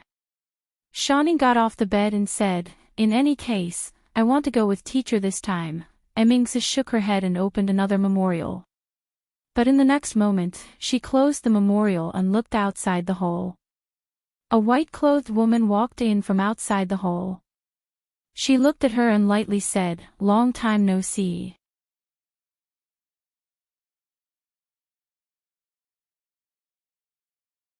Chapter 1149. After Hibiscus Garden became the political and power center of the capital city, the original role of the imperial palace gradually declined. However, the imperial palace was still the imperial palace. The security was still tight, and it was almost impossible for an outsider to break in quietly. Even if it was a martial arts master. The woman walked in from outside the hall. Emmingsu did not care that someone had broken into the imperial palace. She looked at her and did not move her eyes away for a long time. "Sister Rui." Shaning jumped off the bed and ran to her barefoot. She grabbed her arm and asked excitedly, "Sister Rui, you are back. Where is Sir? Is he back? Where is he now?" She ran out of the hall barefoot and looked around. She ran back and asked with disappointment, "Sister Rui, where is Sir?" Mississippi Lu looked at her and said softly, "He is not back yet." Shaning was a little disappointed. However, she was happy when she thought that Sir would come back sooner or later. She had already seen Sister Rui. Would it be too late to see Sir? Mingzu stood up and looked at her. She said softly, Bing Ning, go out for a while. I have something to say to your Sister Rui. Ning nodded. She looked at her royal sister and Sister Rui. She put on her shoes and walked out of the hall. Mingzu stood in front of Mississippi Lu. After a moment of silence, she asked, Are you here to show off? Mississippi Lu looked at her. Her face was originally calm, but in the next moment, she showed a charming smile. She nodded and said, Yes, I am here to show off. The two of them were once strong opponents. In terms of looks, they each had their own merits. In terms of martial arts, they were evenly matched. Li Mingzhu had the advantage in terms of her status as Princess Royal, while Lu Rui's breasts were bigger. If one were to consider it carefully, the two of them were even. But now it was different. She still had an advantage because of her status, but she lost in terms of body size. However, this identity was the only thing she could use to show off. Lu Rui had already become a grandmaster. She had taken that important step before her. How could she not know how to take this step when they were both in the same predicament? This meant that she was not only one step ahead of her on the road of martial arts, but also on the road of life. This was related to who was older and who was younger, who was older and who was younger, who was older and who was younger, who was older and who was younger, who was younger and who was younger, who could challenge who. She thought for a moment and asked, Why didn't he come back with you? Second young lady Lu did not answer. The atmosphere in the hall fell into silence. Li Mingzhu looked at her and suddenly laughed, saying, So you haven't won yet. When Shou Ning returned to the hall, he looked around and asked in confusion, Royal sister, where is Sister Rui? Li Mingzhu did not continue reading the memorials. Instead, she walked out of the hall and looked at the clouds in the distant sky. Let's go. She left. Ning was even more confused. But I didn't see her go out just now. Mingzhu did not continue the topic. She looked at her and asked, The written exam will begin in 3 days. There are thousands of people participating in the first exam. Why don't you go and take a look at the exam questions? Ning patted her head and said, I almost forgot. I can't let them do whatever they want. I have to come up with some questions myself. After saying that, she ran away quickly. Mingzhu stood in front of the hall. She looked at the distant sky and the clouds were rolling. A faint smile appeared on her face. It's still not certain who will win or lose. In the Jin Kingdom, the life of the people in the capital city was never boring. This was not only because of the endless new shows and talent shows, but also because they were in the capital city, so there was never a lack of new things around them. The gossip about a third-level official in the imperial court could only be regarded as a spice. It was not even qualified to be a topic of conversation. The love and hatred between Princess Royal and the mysterious Jiang of Silla had been spread among the people in several versions. There were even more versions about the story of His Majesty and Prince Jiang of Silla. In recent months, the Empress Dowager and the old princess were going to choose a husband for Princess Ning. It became a hot topic in the capital city and lasted for several months. Princess Ning was definitely a legend in the capital city. Not to mention the popularity of Ning College in the capital city and even in the whole Jin Kingdom, her status as the Dean of the Women's College and the President of the Women's Union had made her second only to Princess Royal among the women in the Jin Kingdom. Princess Ning, who was already 18 years old, was still unmarried. This was extremely rare in the royal family.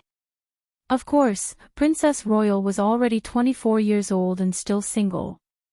This was not only rare in the royal family, but also among the common people. However, Princess Royal was a special case in the royal family.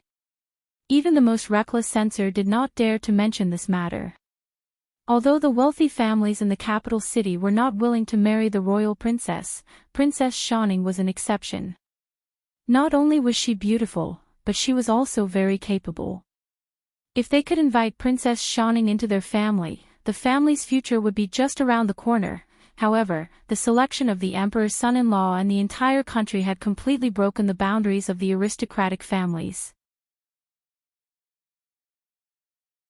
Regardless of family background, as long as they were healthy and between 18 and 25 years old, they were qualified to participate in this competition and had the possibility of becoming the prince consort.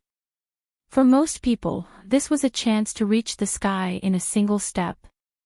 All the men of suitable age in the Jing kingdom were attracted by this event and traveled thousands of miles to the capital city.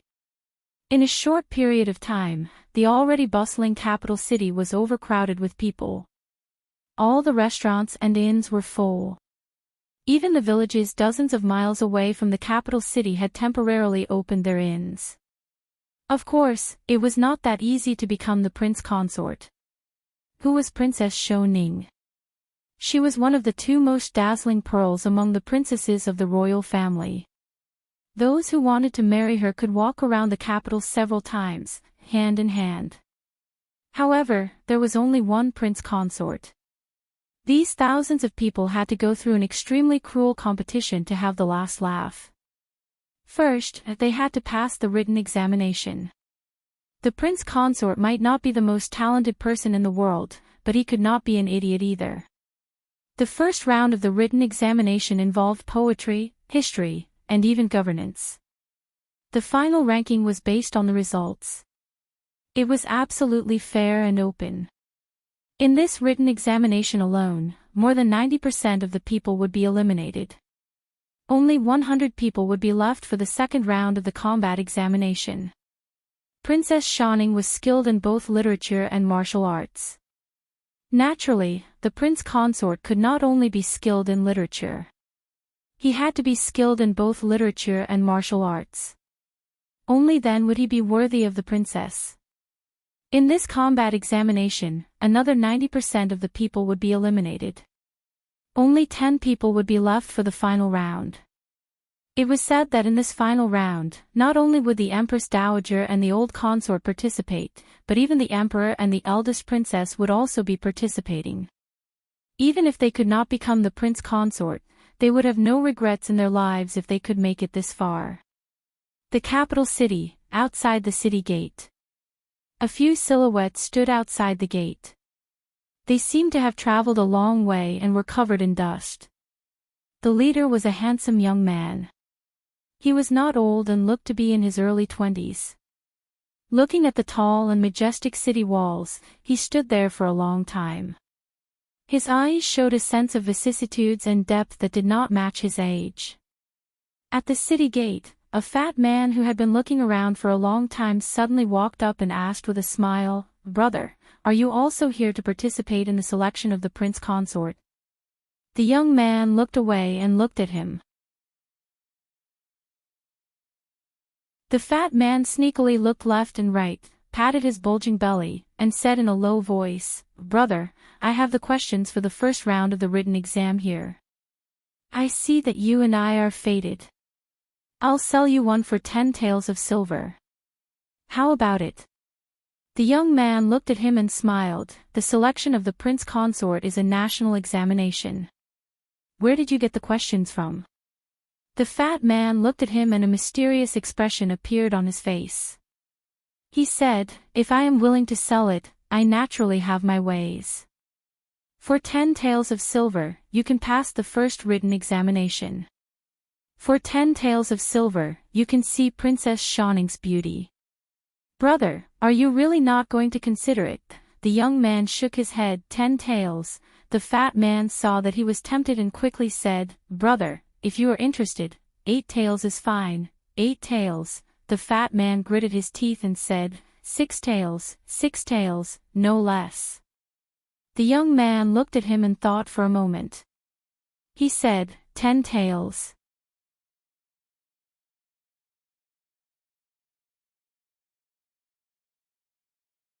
Chapter 1150.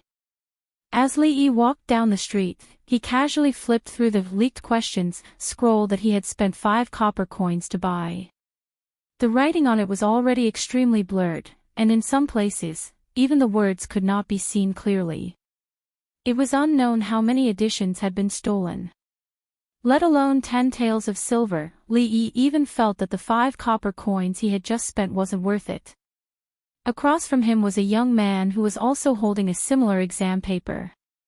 After raising his head to glance at him, he put the exam paper into his bosom as if guarding against a thief and quickly walked away. It seemed that taking advantage of the autumn wind of choosing a son-in-law, quite a few unscrupulous pirate merchants in the capital were going to make a fortune. When Li Duan left the capital, he was still young and had forgotten many of his memories. But some things had been engraved in the depths of his memory and could not be forgotten. He looked at Li Yi and asked, "Father, can I go find Xiao Rui now?" Li Yi patted his head and said, "Wait for another 2 days, then we'll go home first." No one knew that they had entered the capital this time. Neither Li Xian nor the old madam had informed them in advance. They did not go directly to the Jiang of Silla Manor but to the Li family. In the capital, the rise and fall of a family was extremely short and without any pattern. There was the Qin family from a few years ago, which was a duke and had been high and lofty for decades. But in a single day, it declined and was no longer mentioned by anyone. There were also a few families that had risen in recent years, such as the Liu family and the Xing family. Originally, they could only be considered second-rate, but in recent years, someone in the family had been promoted and entered the ranks of the imperial court, allowing them to rise to the first-rate. Most of them rose and fell, just like the Li family, from prominence to decline, and then back to prominence. Of course, in the entire capital, the number of families that were as prominent as the Li family's current position could be counted on one hand. In front of the Li family's door, a young servant walked up and sized up the strangers in front of him. "Who are you looking for?" These people looked travel-worn. It was obvious that they had been on the road for a long time. Over the past few years, many people knew that the Li family was prominent, so there were many bad guys who came to meet them. He had to ask them clearly. Without waiting for the other party to answer, his butt was kicked, and he knelt on the ground. "Which king?" He crawled up from the ground with a furious look on his face. However, when he turned his head, his expression melted like ice and snow. He said with a smile, "Butler Li, why are you blind?" The old man fiercely kicked his butt and quickly walked forward with an excited look on his face. "Young master, you're finally back." Li nodded and smiled, "Uncle Li, long time no see." The Li family. Li Duan stood upright in the hall and knelt on the ground. He kowtowed to the 2 old people several times and said, "Greetings great-grandmother, greetings great-grandmother. Duaner, come here quickly. Let great-grandmother have a good look at you." Madame Dowager was already very excited. Without waiting for him to get up, she stood up from the chair, took his hand, and looked him up and down. "I haven't seen you for a few years. Duaner has grown so much." The 2 old ladies had always been healthy, and all their attention was on Li Duan. When he left the capital last time, Li Duan had just learned how to walk. Now, he could easily jump over the wall and tear down the roof tiles. After a long time, Madame Dowager held Li Yi's hand and said, "When Rui came back 2 days ago, I knew that you were probably coming back." Li Yi looked at Madame Dowager and asked, "Where is Rui now?" She came back to take a look and left. Madame Dowager looked at him and asked, "How long will you stay in the capital this time?" Li Yi smiled and said, "I'm not sure yet. But this time, I plan to bring grandmother with me.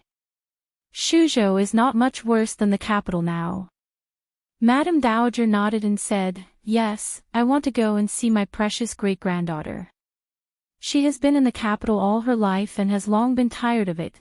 She thought about it and said, "Do you want me to send someone to inform His Majesty and the princess?" Li Yi shook his head and said, "Don't inform them yet. In a few days, I will personally tell them.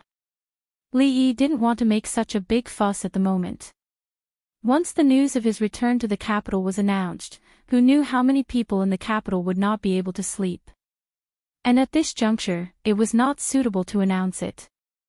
The matter of the prince consort this time had already caused an uproar in the entire capital and even the Jing kingdom. Shanning could not be married. The former emperor had said that other than herself, no one had the right to decide her affairs. But now that things had come to this, even if the former emperor was brought up, it would still be the royal family that would lose face. He could also directly take Shanning away and let Li Xian deal with this mess. After all, he was the one who caused the trouble. But this, in the end, was not the best choice. After tricking Li Xian for so many years, it was better to let him go this time. Chang quietly came to his side and asked, "Tomorrow is the day of the written examination. What do you plan to do?" Before the former emperor died, he had given him 3 orders. These 3 orders were for Yongning, Shanning, and Mingsu. Chang was the supervisor of these 3 orders. What do I plan to do? Li thought about it. Robbing and stealing seemed to be out of the question, so he could only rely on his own ability, the Ministry of Rights. The selection of the emperor's son-in-law was supervised by the Ministry of Rights. All the young talents participating in the competition had to first register at the Ministry of Rights. At the yamen of the Ministry of Rights, an official looked at the young man and the old man in front of him. He frowned and said, "Tomorrow is the day of the written examination. The examination papers have already been printed and the venue has already been arranged. Now you are telling me to register. Where have you been?" The young man looked at the official with a smile and said, "Sir, we came from the faraway Shu province. We were delayed on the way and only arrived today. We missed the registration date. It was not easy for us to come here. I hope you can make an exception." "Make an exception?" The official shook his head and said, "Missing the registration date means you are not fated with Her Highness. Go back to where you came from." Li Yi took out a stack of silver notes from his sleeve and secretly handed it over. He said, "Sir, please make an exception." The official glanced at it and estimated it to be a few thousand taels. His heart shook and he was about to reach out his hand when the old man next to the young man grabbed his wrist. The old man looked at him and said in a cold voice, "As an important member of the Ministry of Rights, you dare to accept bribes?" The official's eyelids twitched. He finally realized that these 2 people had come today to make fun of him. His expression darkened.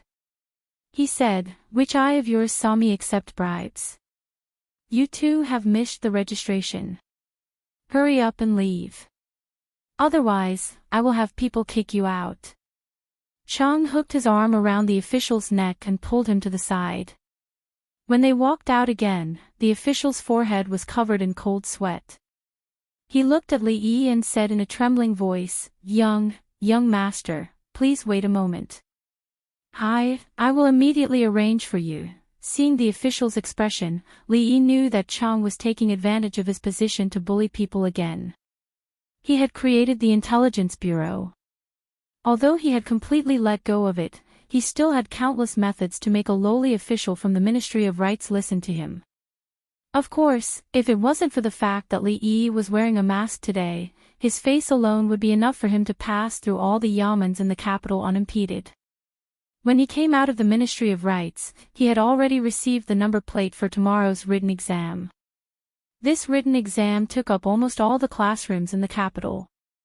The number plate in Li Yi's hand had already reached more than 100.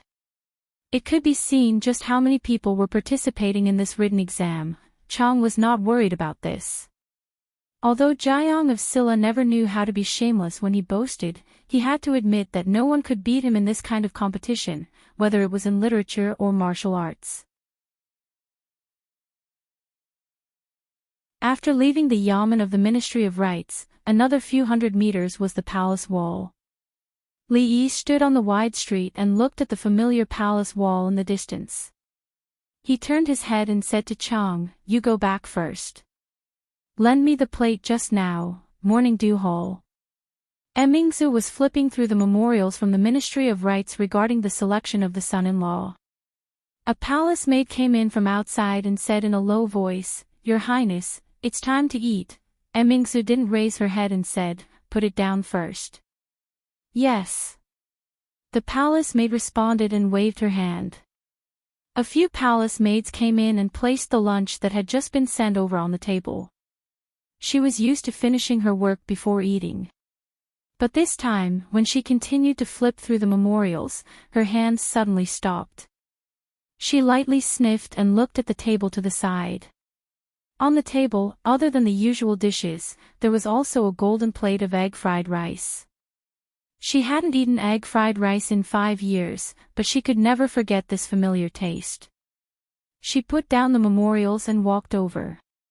She picked up the spoon and took a small bite. She combed a strand of messy hair in her hair and a smile appeared on her face. "You're tuning into the LoveLore Library YouTube channel. We're so grateful for your support and don't forget to subscribe to join us on this incredible journey through captivating stories. Your generosity through donations truly makes a world of difference, as it's the primary source of revenue that allows me to expand and enhance this channel for you. Thank you from the bottom of my heart for being a part of this adventure.